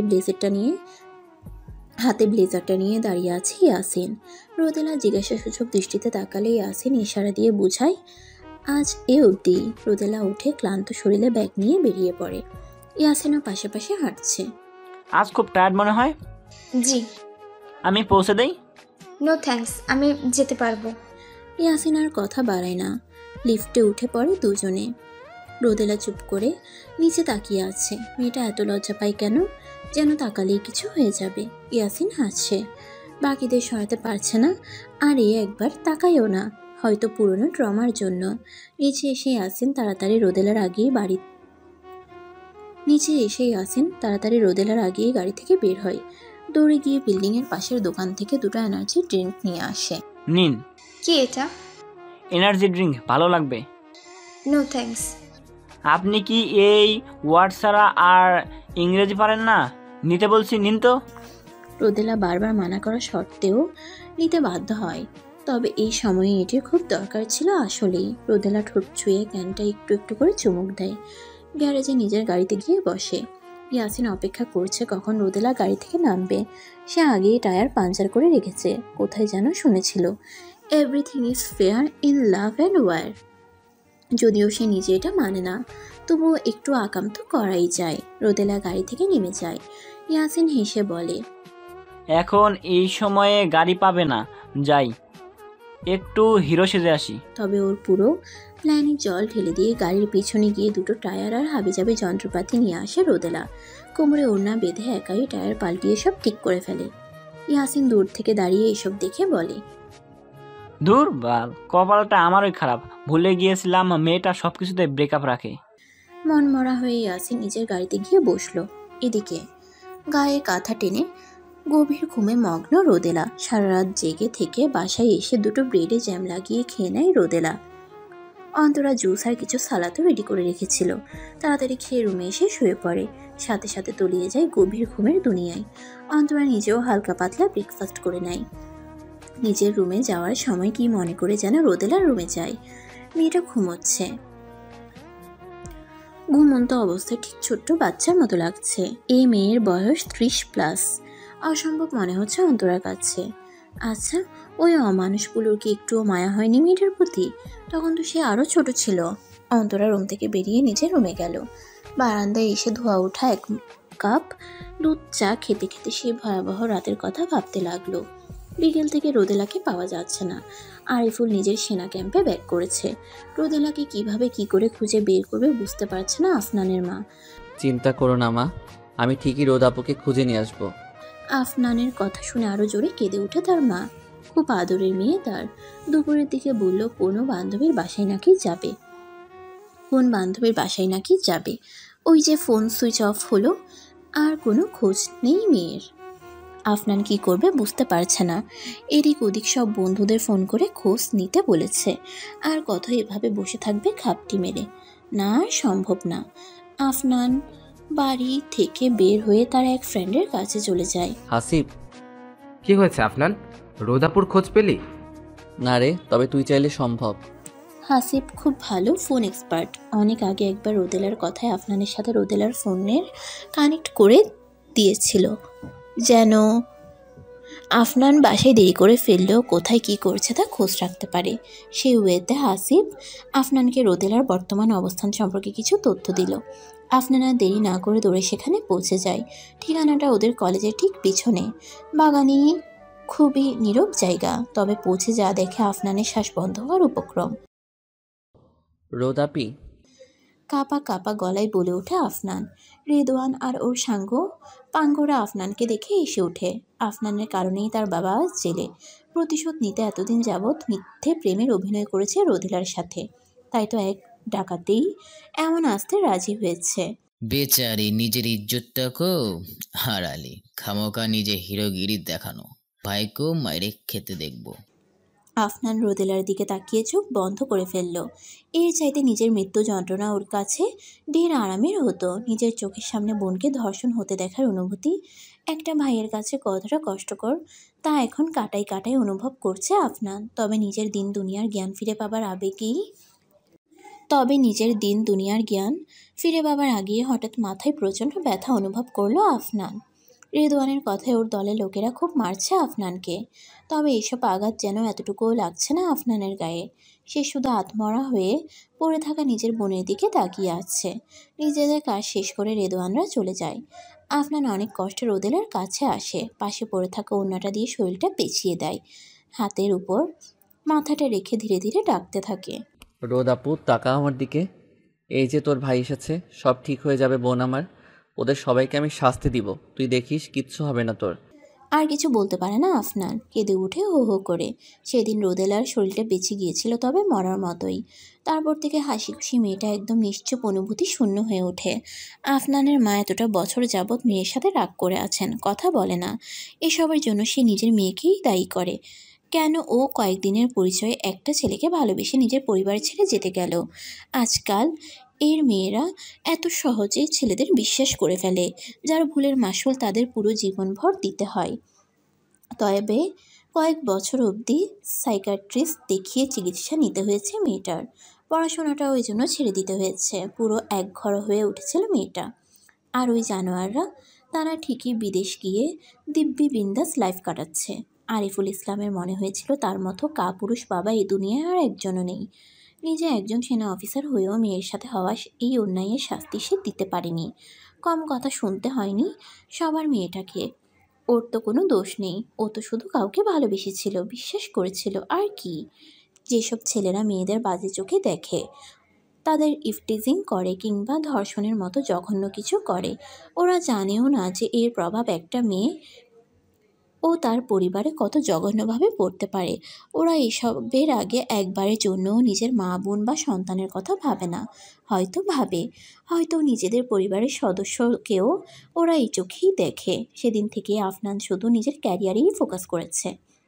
যেভাবেই হোক ওই পাপীদের ধরে বোনের সাথে হওয়া অন্যায়ের বদলা নিতেই হবে। দুপুরে উঠে ফ্রেশ হয়ে নেয় রোদেলা। একটা নীল রঙের গোল জামা পরে নেয়। এক পাশে আয়নার কাজ করা ওড়না ঝুলানো। আজ দুপুর থেকে সন্ধ্যা অবধি শিফট। ভালোই হলো, রাতে আর বাড়ির বাইরে যেতে হবে না। এদিকে ইয়াসিন অধীর আগ্রহে অপেক্ষা করছে কখন রোদেলা অফিসে আসবে। কিছুক্ষণ পর রোদেলা আসলো। ইয়াসিন ওর সিট চেঞ্জ করে গত রাতে যেখানে বসে কাজ করেছিল সেটাকে পার্মানেন্ট করে দিয়েছে। এখন শুধু অপেক্ষার পালা। ইচ্ছা করেই এই ডেস্কের কম্পিউটার নষ্ট করে রেখেছে ইয়াসিন। ইয়াসিন কাজের এ পাশ থেকে সবই দেখতে পাচ্ছে। ইয়েস, এই তো রোদেলা বসেছে। এখন কম্পিউটার অন করে দেখবে কাজ করছে না। সবাইকে ডাকবে, কেউ ঠিক করতে পারবে না এইসব কেউ ঠিক করতে পারবে না এসব ভেবে ইয়াসিন খুব খুশি হয়। আব আয়েগা মজা। আমাকে ডাকবে, আমি কম্পিউটার ঠিক করে দেব। রোদেলার চোখে আমি হিরো হব। আমার প্রতিও কিছুটা থ্যাঙ্কসফুল হবে। আমি ওর নাম্বার চাইবো, যেন কোনো সমস্যা আমাকে ডাকে। একটু একটু কথা হবে, তারপর ভালো লাগা হবে, ভালো লাগা থেকে ভালোবাসা হবে, পরে প্রেম হবে, কয়েকদিন পর বিয়ে করব, বিয়ের পর দুটো বাচ্চা হবে, ছেলের নাম দিব। আর কিছু ভাবতে পারে না ইয়াসিন। বেচারা সব পরিকল্পনা ভেস্তে যায় যখন মনে পড়ে আজ বৃহস্পতিবার। আজ রোদেলার ইউনিটের কারো তো কম্পিউটারে কোনো কাজই নেই। শুধু হাতে করে কয়েকটা ডকুমেন্ট গুছিয়ে জমা দিলেই শেষ। খুবই হতাশ হয় ইয়াসিন। এমন সময় তার পিএ এসে ইয়াসিনকে চিন্তিত দেখে প্রশ্ন করে, এনি প্রবলেম স্যার? কি আর বলবো বলো, বাচ্চাটার নাম আর রাখতে পারলাম না। মানে আপনি তো আনম্যারিড। তুমি বুঝবে না। আচ্ছা, একটা কাজ করো, কি? মিস রোদেলাকে গিয়ে বলো আমি ডাকছি। কথাটা শুনে পিয়ের মনটা খারাপ হয়ে যায়। ইদানিং অফিসে খুব কথা হচ্ছে নতুন সিও কারণে অকারণে রোদেলাকে নিজের রুমে ডাকে। Maybe something is happening between them. আমাকে ডেকেছেন স্যার? রোদেলার কথায় ওর দিকে ফিরে তাকাই ইয়াসিন। বেচারার মুখটায় পুরো রাতের আধার নেমে আছে। কত সুন্দর প্ল্যান করেছিল, সব শেষ। রোদেলা এখন আর বিরক্ত হয় না। এতদিনে অভ্যাস হয়ে গিয়েছে। এই ছেলে প্রথমে ডাকবে, তারপর ভাবনায় ডুবে যাবে। স্যার, ভাবা হলে বলবেন। রোদেলার কথায় ইয়াসিন একটু নড়ে চড়ে বসে। মেয়েটা কি ওকে পাগল ভাবছে? ভাবলে ভাবুক। পৃথিবীর সকল প্রেমিক পুরুষরাই পাগল। সুস্থ হওয়ার মূলত অভিনয় করে। ইয়াসিন কফির দিকে ইশারা করে বলল, এক কাপ কফি বানাতে হবে তো, দিচ্ছি। ইয়াসিনের কথার মাঝে কথা থামিয়ে রোদেলা কফি রেডি করতে থাকে। আর ভাবে মাস শেষে স্যালারিটা কাজের জন্য পায় নাকি ডেইলি কফি বানিয়ে দেওয়ার জন্য। দ্রুত কফির কাপটা ইয়াসিনের টেবিলে রেখে বেরিয়ে যায়। একবার পিছনেও ফিরে তাকায় না। ইয়াসিনের মুডটা অফ হয়ে যায়। সে কি দেখতে এত খারাপ যে তার দিকে একবার ফিরেও তাকায় না? পকেট থেকে ফোন বের করে সেলফি তুলে কয়েকটা বারবার স্ক্রল করে দেখতে থাকে। না, ছেলেটা তো দেখতে খারাপ না। কফির কাপে একটা চুমুক দিয়ে সেও অফিসের কাজে লেগে যায়। দুপুরের খাবার শেষে অন্তরা বাগানের একটা গাছের নিচে বসে। বৃষ্টির মাস চলছে বিদায়, আকাশে সূর্যের দেখা মেলে না দুপুরেও। অন্তরা এক কাপ গরম গরম দুধ চা বানিয়ে এনেছে। চায়ের কাপে একটু চুমুক দিচ্ছে আর ফেসবুক থেকে নীল ডাকঘর গল্পটা পড়ছে। শেষ পর্বটা পড়ে মনটা খারাপ হয়ে গেল। আসলেই সময় থাকতে ভালোবাসার কথা বলে দিতে হয়, নয়তো নিয়তি মানুষকে কখন কোথায় নিয়ে যায় ওই খোদা ছাড়া কেউ জানে না। আফনানের কথা খুব মনে পড়ছে। নামাজে দাঁড়ালেই ওর জন্য চিন্তা আরও বেশি হয়। আফনানের কথা ভাবতেই ফোনে তার কল। অন্তরা ওর নাম্বারটা দেখে খুব খুশি হয়। রিসিভ করে কানের পাশে নিয়ে বলে, আসসালামু আলাইকুম জামাই। ওয়ালাইকুম আসসালাম বউ। তারপর কি করছো? আপনার কথাই ভাবছিলাম। আপনার তো আর আমার কথা ভাবার সময় নেই, ব্যস্ত মানুষ। আফনান হাসে। ইস, কতদিন পর এই হাসিটা শুনছে অন্তরা। ছেলেটা জ্বলন্ত আগুনে পুড়িয়ে মারবে একদিন। কিছুক্ষণ কথা হলো দুজনের মাঝে, তবে আফনানের কাছে কথা বলারও তেমন সময় নেই। একটা কাজ করো তো। কি কাজ? ফোনটা রেখে আমাদের রুমে গিয়ে আলমারিটা খুলবে। নিচের যে ড্রয়ারটা আছে ছোট, সেটা খুলে দেখো। কি আছে? গেলেই বুঝতে পারবে। আফনান কল কেটে দেয়। অন্তরা এক দৌড়ে রুমে চলে যায়। কথা মতো ড্রয়ার খুলতেই দেখে একটা বড় বক্স। বক্সটা নিয়ে অধীর আগ্রহে খাটে গিয়ে বসে অন্তরা।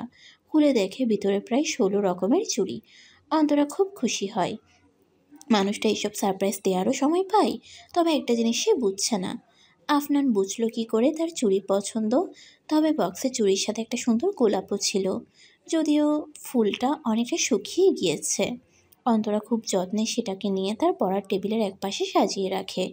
এই ফুলটা দেখলে মনে হবে আফনানও তার সাথে আছে। থ্যাঙ্কস দোস্ত, সেদিন রাতে ম্যানেজ করে নিলি। আফনানের কথাই ওর বন্ধু এসে বলে, তুই তো আমার ফ্রেন্ড, এইটুকু তো করতেই পারি। আর তোর কষ্ট তো আমি বুঝি। আফনান ব্রুকুচকে জিজ্ঞেস করে, মানে? থাক, এখন আর সাধু সাজতে হবে না। ছেলেদের তো এমন কষ্ট হয়ই। কি বলতে চাইছিস মেয়েদের মতো ঢং না করে বলতো। ছি ছি, বয়স ওকে এখন তুই ছেলেদেরও মেয়ে হিসাবে দেখছিস? সাবধান, আর্মি ক্যাম্পে এসব এলাও না। আফনান বিরক্ত হয়ে নিজের রাইফেল ঠিক করতে লাগলো আর বলে উঠল, তুই জীবনে শুধরাবি না। কি করে ভালো হবো বলতো? আমার কি তোর মতো বউ আছে? বয়স হয়ে যাচ্ছে ঠিকঠাক, ছুটিও পাচ্ছি না, আর মা বেশি গর্জও করছে না বিয়ের। আমার কি বাসর টাসর করতে মন চায় না? আহারে ভাই আমার, দাঁড়া, এবার মিশনটা ঠিকঠাকভাবে শেষ করি, তোর জন্য বউ খুঁজে বের করব। আচ্ছা, আমরা বেঁচে ফিরবো তো? আফনান এই কথার কোনো উত্তর দিতে পারে না, তবুও মনটা শক্ত করে বলে, কেন পারবো না, পারতেই হবে। আমার বউয়ের সাথে বাসর করার জন্য হোক আর তোর বিয়ে করার জন্য হোক, পারতে তো হবেই। দুজনেই এই কথাই হেসে ওঠে। ট্রেনিংয়ে যাবে এখন সবাই। সব রেডি করতে করতে আফনানকে উদ্দেশ্য করে তার বন্ধু রোহান বলল, তোর কথা শুনে মনে হলো এখন বিয়ে না করেই ভালো করেছি। মানে সামনে খাবার আছে, অথচ খেতে পারছি না। স্বাধীন দেশে মুক্তিযোদ্ধারা ঢুকতে পারছে না, আহ কি কষ্ট। থাম ভাই, আর কাটা ঘাতে নুনের ছিটা দিস না প্লিজ। এভাবে না, বল এই মামা না প্লিজ। দুজনে আবার হেসে ওঠে। বাসায় এখন সবাই ফেরত এসেছে। বিয়ের অনুষ্ঠান শেষ যে। অন্তরার মনটা এখন খুব ভালো। বাড়িতে মানুষজন থাকতেই বাড়িটাকে বাড়ি বাড়ি মনে হয়, নয়তো ঘুমন্ত কোনো নরক মনে হয়। অন্তরা কাজ করছে আর একা একা গান গাইছে, আর আফনানের দেয়া ফুলের কথাটা ভাবছে। আহা টমাটার বড়ি মজাদার, উফ টমাটার বড়ি মজাদার। অন্তরা রান্নাঘরে দাঁড়িয়ে দাঁড়িয়ে আলু সিদ্ধ করছিল। আফনানের মায়ের আলুর চপ খেতে ইচ্ছে করছে, তাই বউকে বললে একটু বানিয়ে দিতে। অন্তরাও তাই করছে। তবে এমন সময় চারু সেখানে আসে। চারু ওই বাড়ি থেকে আসার পরে একটু কেমন যেন করছে, মানে অন্তরার দিকে বারবার তাকিয়ে কি যেন ভাবছে। অন্তরাও বিষয়টা বুঝতে পেরে বলে ওঠে, আপু কিছু বলবে? না না, কিছু না। চারু তাড়াতাড়ি সেখান থেকে একটা বাটি নিয়ে সরে আসে আর মনে মনে ভাবে, মেয়েটা সন্দেহ করলো না তো? আফনান জানতে পারলে জানে শেষ করে দিবে। সে আড়ালে এসে কাউকে কল দিয়ে বলে, সাবধান, আফনান কিন্তু আপনাকে ছাড়বে না। সবটা বুঝে ফেললে আমিও শেষ। ফোনের ওপাশ থেকেই উত্তর এলো, ডোন্ট ওয়ারি, এটা মেজর আফসানা সাদ্দিকের জীবনের শেষ মিশন হবে। I love challenge you. Charu একটা ডেভিল স্মাইল করে ফোন রেখে দিল। অন্তরার দিকে তাকিয়ে ভাবলো, আমি যাকে পাইনি তাকে কাউকে পেতেও দেব না। ফারিয়া, নিজের নাম শুনে পিছনে তাকাই ফারিয়া। সকাল সকাল ভার্সিটি যাচ্ছিল। রিক্সা না পাওয়ায় ফুটপাতে হেঁটেই যাচ্ছিল।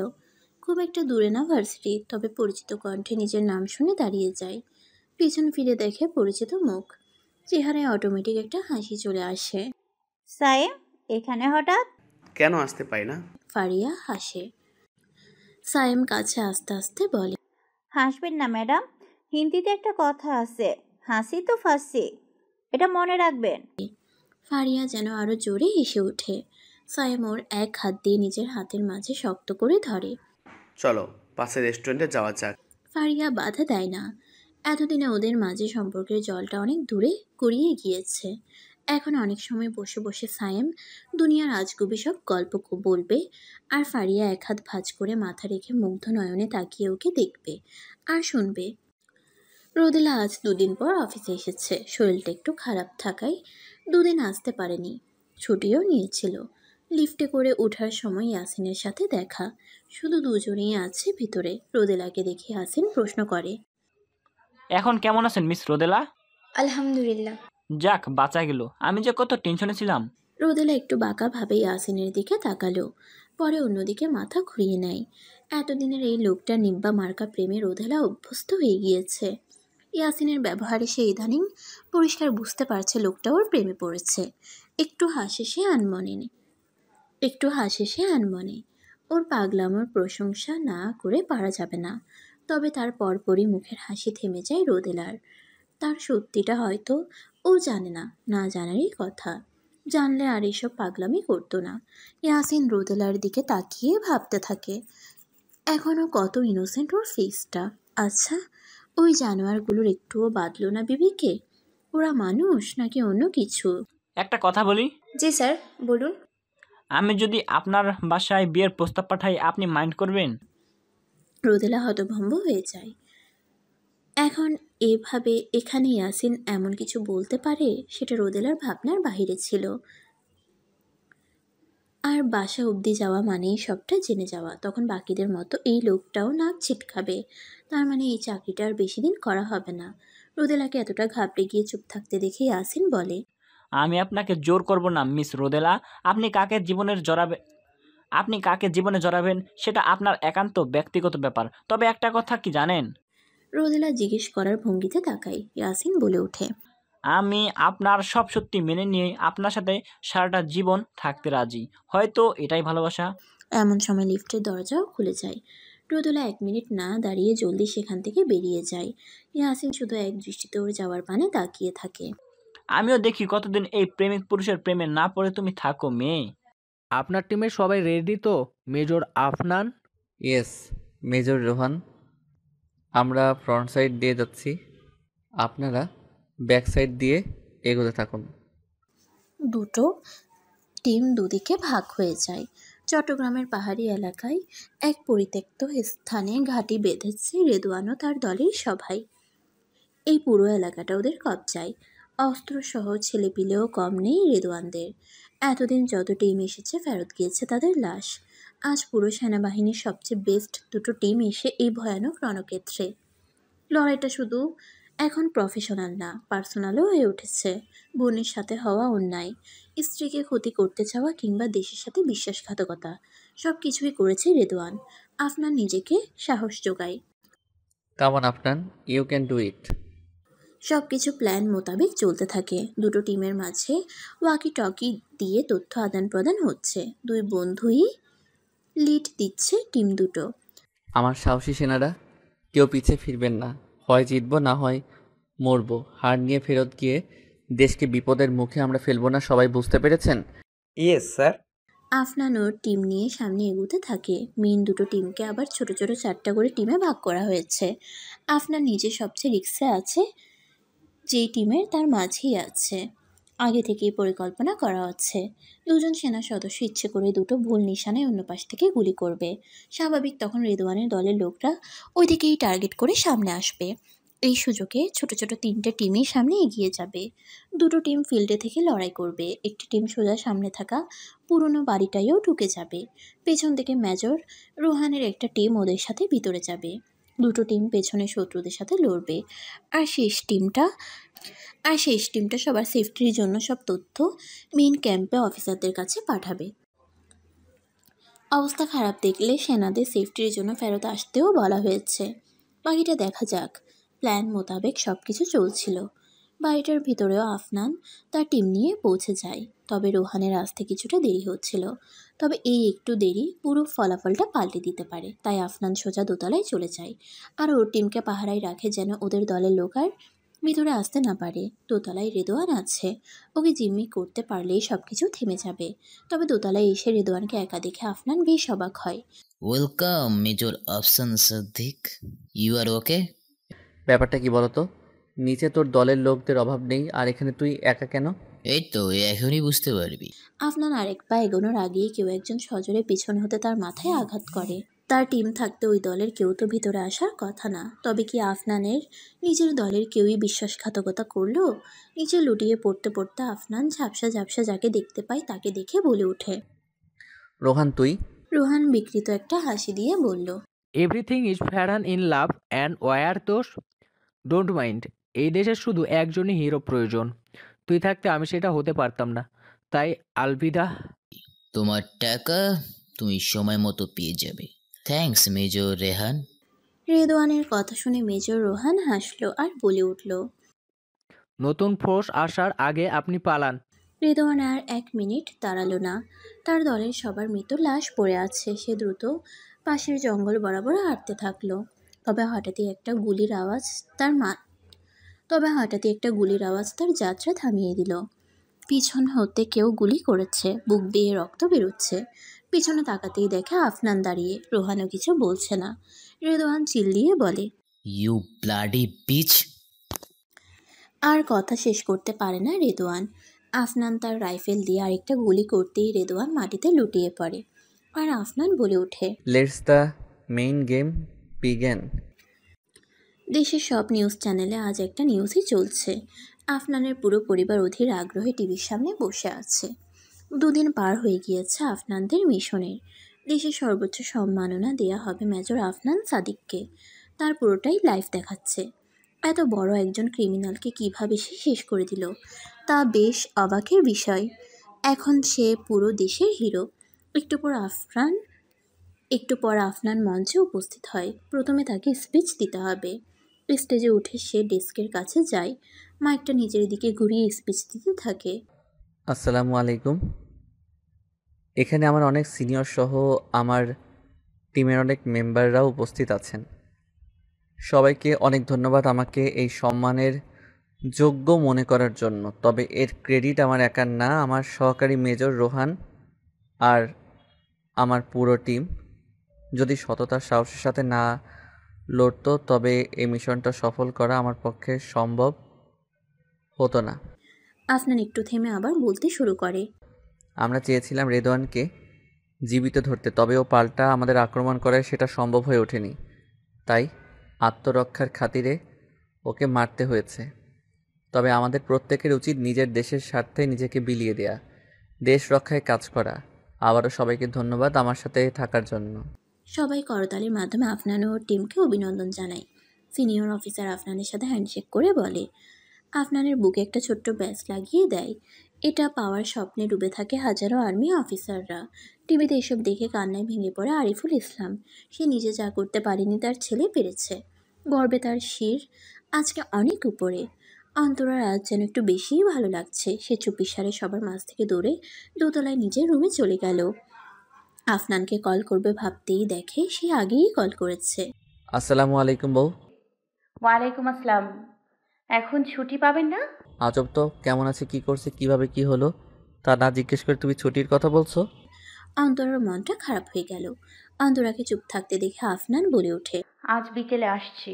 দোষ, রুহানের কথা শুনে ব্যাগ গোছানো থামিয়ে আফনান ওর দিকে তাকায়। তোরে বললাম একটু ঘুমিয়ে নিলি না তো? এখন কি ঘুমের সময় নাকি? কি যাতা বলছিস? না মানে বউয়ের কাছে গিয়ে তো আজ রাতে আর ঘুমাবি না, তাই আর কি। আফনান একটা ছোট্ট বালিশ রুহানের দিকে ছুঁড়ে মেরে বলে, হিংসা হলে এই বালিশ জড়িয়ে আজ শুয়ে থাকিস? মজা নিস না তো, পারলে একটা বউ খুঁজে দিস। আফনান হেসে বলল, আচ্ছা। রুহানও নিজের ব্যাগ গোছাতে থাকে। পুরো 1 সপ্তাহের ছুটি পেয়েছে ওরা। 1 সপ্তাহ ছুটি মানে আর্মিদের কাছে 1 বছরের ছুটির সমান, যেখানে ঈদের সময়ও মাত্র 3 থেকে 4 দিন ছুটি থাকে। আফনান ব্যাগ গোছাতে গোছাতে ভাবতে লাগলো, রোহান হেল্প না করলে প্রতিশোধটা আর নেওয়া হতো না। এসব কিছু ওদের প্ল্যানেরই অংশ ছিল। যেন নিজের আত্মরক্ষার উদাহরণ দেখিয়ে নিজের সবচেয়ে বড় শত্রুকে নিজ হাতে শাস্তি দিতে পারে আফনান। তাই রিদওয়ানকে এটা বিশ্বাস করানো হয় রোহান তার দলে। তবে সে হয়তো ভুলে গিয়েছে সবাই তার মতো দেশদ্রোহীর রাজাকার না। কেউ কেউ দেশপ্রেমীও হয়। মা, আফনানের মা রান্নাঘরে অনেক কিছু রান্না করছিলেন। আজ তার ছেলে তাদের মুখ উজ্জ্বল করে বাড়ি ফিরছে। হয়তো টাকা পয়সার পাহাড় অনেকেই বানিয়ে ফেলে, তবে এভাবে সবার আইডল হতে কজন পারে? এমন সময় রোদেলার মুখে মা ডাক শুনে তার মা একদম থমকে যায়। আজ কত বছর পরে এই ডাকটা সে শুনছে। উপরে উপরে যতই রাগ করে থাকুক, ভিতরে তো সে একজন মা। মা তো মাই হয়। সে রোদেলার দিকে তাকালো। রোদেলা আরও কাছে এসে বলল, মা, একটু কথা বলি তোমার সাথে। আফনানের মা চুপ করে রইলেন। রোদেলা আবার বলে উঠল, মা, আমি বিয়ে করতে চাই। কি? একটা চিৎকার দিয়ে উঠে রোদেলার মা। তার মেয়ে কি পাগল হয়েছে? হঠাৎ এসব কি বলছে? এর আগে তারা নিজেরাও রোদেলাকে বিয়ে দিয়ে দিতে চেয়েছিল। ভেবেছিল নতুন সংসার হলে ও হয়তো পুরনো ব্যথা ভুলে যাবে। তবে ও আর কাউকে বিশ্বাস করতে পারেনি। আজ হঠাৎ এসব। জি মা। যা বলছো ভেবে বলছো তো? হ্যাঁ মা, আর যে আমাকে বিয়ে করতে চায় সে হয়তো সবটা জেনেই এসেছে। রোদেলার মা কিছুটা ওর দিকে ফিরে প্রশ্ন করল, তুই কি ওই ছেলেকে ভালোবাসিস? রোদেলা চুপ করে থাকে। সে নিজেও এর উত্তরটা ঠিক জানে না। তবে এটা ঠিক যে ইয়াসিনের বাচ্চামো ওর নজর এড়ায়নি। কিছুটা দুর্বল হয়তো সে নিজেও হয়েছে। মেয়েকে চুপ করে থাকতে দেখে রোদেলার মা যা বোঝার বুঝে যায়। তা ছেলেটাকে? আমাদের অফিসের সিও, বয়সে আমার থেকে ছোট। তা এত ভালো মেয়ে থাকতে তোমাকে কেন? মানে বুঝতেই পারছো কি বলছি? জানি না। আচ্ছা একটা কাজ করো, ওই ছেলেকে কাল আসতে বলো। যা কথা হবে আপনাদের সামনেই হবে। পাকনামে করে নিজে কিছু করতে যেও না। আগেরবার কি হয়েছে ভুলোনি নিশ্চয়ই। রোদেলা আর কিছু না বলে মাথা নেড়ে চলে আসে। একবার বিশ্বাস ভাঙলে আর তা আগের মতো ফিরিয়ে আনা যায় না। এজন্যই হয়তো মানুষ বিশ্বাসকে আয়নার সাথে তুলনা করে। রোদেলা যদি নিজে কিছু করার হতো সে তো আর মাকে বলতো না। তবে একটা জিনিস থেকে ভালো লাগছে, আজ এত বছর পর মা অন্তত কথা তো বলেছে। বিকেলবেলা আজ অন্তরা খুব সুন্দর করে সেজেছে। পছন্দের কালো শাড়িটা পরেছে, মুখে হালকা মেকআপ করতে নিয়েও করেনি। দিয়া এসে ঠিকই এসব নিয়ে মজা করবে। নিচে গিয়ে নিজেও রান্নার কাজে শাশুড়িকে একটু হেল্প করলো। এমন সময় গাড়ির হর্নের আওয়াজ। এক্সকিউজ মি বিউটিফুল লেডি, কাজ শেষ হলে আমাকে একটু সময় দেওয়া যাবে? বারান্দায় ফুল গাছগুলোতে পানি দিচ্ছিল অন্তরা। আফনানের কথা শুনতে পেয়েও সে পিছনে তাকায় না। আফনান বুঝে নাই অভিমান জমেছে। সবই বুঝলাম, তাই বলে বৃষ্টির সিজনে রাতের বেলা ফুলের টবে পানি কে দেয়? অন্তরা এবারও কোনো জবাব দিল না। তার ভীষণ রাগ উঠেছে এই লোকটার উপর। বিকেলে আসার পর থেকে সবার সাথে কথা বলছে, দেখা করছে, গিফট দিচ্ছে, অথচ বইয়ের খোঁজ নেয়ার তার সময় নেই। একবারের জন্যও রুমে আসেনি, সবার সামনেও তেমন পাত্তা দেয়নি। বড় অফিসার হয়েছে দেখে কি দুনিয়ার সব উল্টে ফেলেছে? অন্তরাকে দেখাটা তার কাছে কি খুব তুচ্ছ বিষয়? রাগে জেদে আর কখনোই কথা বলবে না এই লোকটার সাথে। হঠাৎ পিছন থেকে কেউ কোমর জড়িয়ে ধরায় অনেকটা কেঁপে উঠল অন্তরা। নাড়াচাড়া বন্ধ করে একদম স্থির হয়ে গিয়েছে। শ্বাসও প্রায় আটকে যাওয়ার মতো অবস্থা। বুঝলো আফনানের কাজ এটা। কাপা কাপা গলায় শুধু বলল, হাতটা সরান। কেন? বউ তো আমারই। আফনান এক হাত দিয়ে অন্তরার কাঁধ থেকে চুলগুলো সরিয়ে দিয়ে এক পাশে নিজের মুখটা রাখলো। আরও শক্ত করে কোমরটা জড়িয়ে ধরে বলল, সবসময় বাচ্চাদের মতো নাক ফুলিয়ে থাকলে হয় না। এখন এখন বড়দের মতো কিছু করার সময়। অন্তরা শুধু কেঁপে উঠল, কিছু বলল না। কেন জানি এখন একটু বেশিই ভয় লাগছে আফনানকে। আফনান অন্তরার হাত ধরে ওকে নিজের দিকে ঘোরায়, মুখটা উঁচু করে ধরে কপালে একটা চুমু দেয়। অন্তরা চোখ বন্ধ করে দাঁড়িয়ে আছে। দূরে গিয়ে বাধাও দিচ্ছে না, কাছে এসে সায়ও দিচ্ছে না। আফনান ওর অবস্থা বুঝতে পেরে বলে, ভয় করছে? আপনার কথা কাজ সবকিছু আজ একটু অন্যরকম লাগছে। কি চান? আমি কি চাই তুমি জানো না? অন্তরা চুপ হয়ে যায়। আফনান আবার বলে ওঠে, একটু সুযোগ দিবে তোমার মাঝে হারিয়ে যাওয়ার? আমার মাঝে হারাবেন মানে? আমি কি গোলক ধাঁধা নাকি? হুম হুম। অন্তরার বোকা বোকা কথায় এমন অবস্থায়ও হেসে ফেলল আফনান। ওকে কোলে করে নিয়ে খাটে শুয়ে দেয়। অন্তরাও বাধা দিচ্ছে না, স্বামীই তো, ওর তো অধিকার আছে। আফনান অন্তরার অনেকটা কাছে চলে আসে। রাত গভীরের সাথে স্পর্শটাও অনেক গভীর হয়। কিছুক্ষণ পর, আউচ! অন্তরা ব্যথা পাচ্ছি তো। সরি।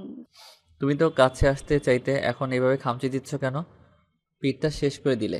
সরি, একটু ভয় পেয়ে গিয়েছিলাম। অন্তরার কাদো কাদো মুখ দেখে আর আফনান কিছু বলল না।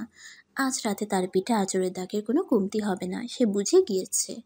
আর সময় নষ্ট না করে সে অন্তরার মাঝে আবার ডুব দিল। তারপর আর জানতে হবে না। এদিকে সব দেখে চারুও বুঝে ফেলে সে কত বড় ভুল করেছে। নিজেকে ওয়াদা করে এই ভুল আর করবে না। যে ভালোবাসা থেকে স্বামীকে দূরে রেখেছে তা আর করবে না। সকালবেলা অন্তরার ঘুম একটু আগে ভেঙে গিয়েছে। আফনানের দিকে তাকিয়ে দেখে এখনো ঘুমোচ্ছে। ওকে আর ডাকে না। আস্তে করে উঠে গিয়ে ফ্রেশ হয়ে আসে। এসে দেখে আফনান উঠে গিয়েছে। গুড মর্নিং জামাই। ব্যাড মর্নিং বউ। কেন, কি হলো আবার? আমাকেও ডাকতা, একসাথে যেতাম। ইউনো, দেশে পানির খুব সংকট, আমাদের উচিত পানি বাঁচানোর। থাক, আর দেশের চিন্তা করতে হবে না, ফ্রেশ হয়ে আসেন। আফনান আর কিছু না বলে ফ্রেশ হয়ে আসলো। এসে দেখে অন্তরা সব কিছু গুছিয়ে নিচে যাচ্ছে। আফনান ওর এক হাত টেনে নিজের সাথে মিশিয়ে বলল, এত তারা কিসের বউ? ছাড়েন, এখন সময় নেই, বাসায় মেহমান আসবে। কোনো মেহমান আসবে যে আমার থেকেও বেশি জরুরি? রোদ আপুকে দেখতে আসবে। আফনানের মনে পড়ে কাল সন্ধ্যায় তার মাও এ ব্যাপারে বলেছিল। ইয়াসিন নাকি কি যেন নাম ছেলেটার। আফনান অন্তরার কপালে ঠোঁট ছুঁয়ে ওকে ছেড়ে দিল। আফনানদের বাড়ির ড্রয়িং রুমে সবাই গোল হয়ে বসে আছে। এক পাশে অপরাধীর ন্যায় মুখ করে দাঁড়িয়ে আছে রোদেলা। ইয়াসিন তার বাবাকে নিয়ে এসেছে, সেও মাথা নিচু করে বসে আছে। নীরবতা ভেঙে আরিফুল বলে উঠল, জি আঙ্কেল। রোদেলার বুকটা ধক করে উঠে কেঁপে রোদেলার বুকটা ধক করে কেঁপে ওঠে। আসলেই তো, পরে আবার ছেড়ে দিবে না তো? ইয়াসিন রোদেলার দিকে একবার তাকিয়ে আরিফুল ইসলামের দিকে তাকায়। যদি মাঝপথে হাতটা ছাড়াই হতো তাহলে হাতটা ধরতে চাইবো কেন? I will treat her like my queen. আর উত্তর দেয়।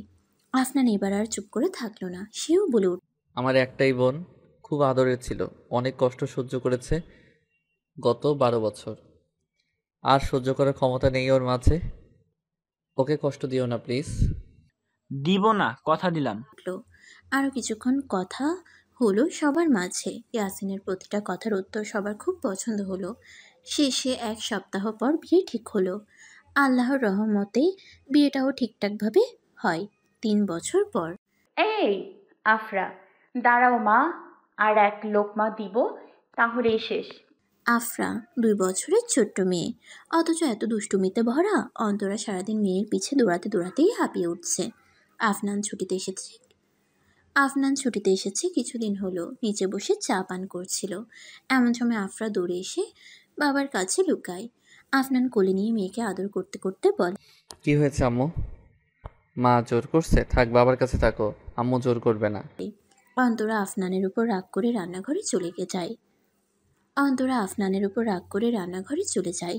লাই দিয়ে দিয়ে মেয়েকে মাথায় উঠিয়ে রাখবে। এমন সময় সাইম এসে বলল, ভাবি।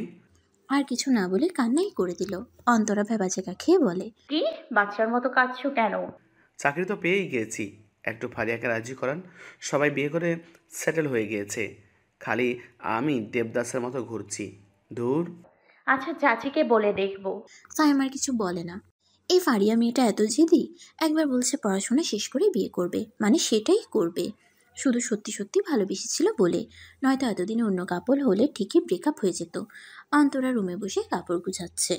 আফরা বিছানার একপাশে গুটিসুটি হয়ে ঘুমাচ্ছে। অন্তরা কাপড় গুছিয়ে ড্রয়ারে রেখে আসতেই আফনান এসে ওকে জড়িয়ে ধরে। এই পাগল আপনি? আফনান কিছু না বলে ওকে শক্ত করে জড়িয়ে ধরে আর বলতে থাকে, শুনলাম কাল নাকি রোদ আপু আসবে। হ্যাঁ, এখন থেকে আগামী কয়েক মাস এখানেই থাকবে। ডেলিভারির ডেট তো দিলই। দেখা করে যেতে পারলাম না। অন্তরার মনটা খারাপ হয়ে যায়। আজ বিকেলে চলে যাবে আফনান, তবে এখন এসবের অভ্যাস হয়ে গিয়েছে। বউ, একটা কথা বলি। বলো। ভালোবাসি। অন্তরা হেসে দেয়। বিয়ের 3 বছর পরও ও বদলায় নাই। অন্তরাও ওর গালে একটা চুমু দিয়ে বলে, আমিও আপনাকে অনেক ভালোবাসি আমার বাবুর আব্বু। ছোট্ট মেয়ে আফরাও ঘুমের মাঝে একটু কেঁপে ওঠে, যেন সেও বলছে,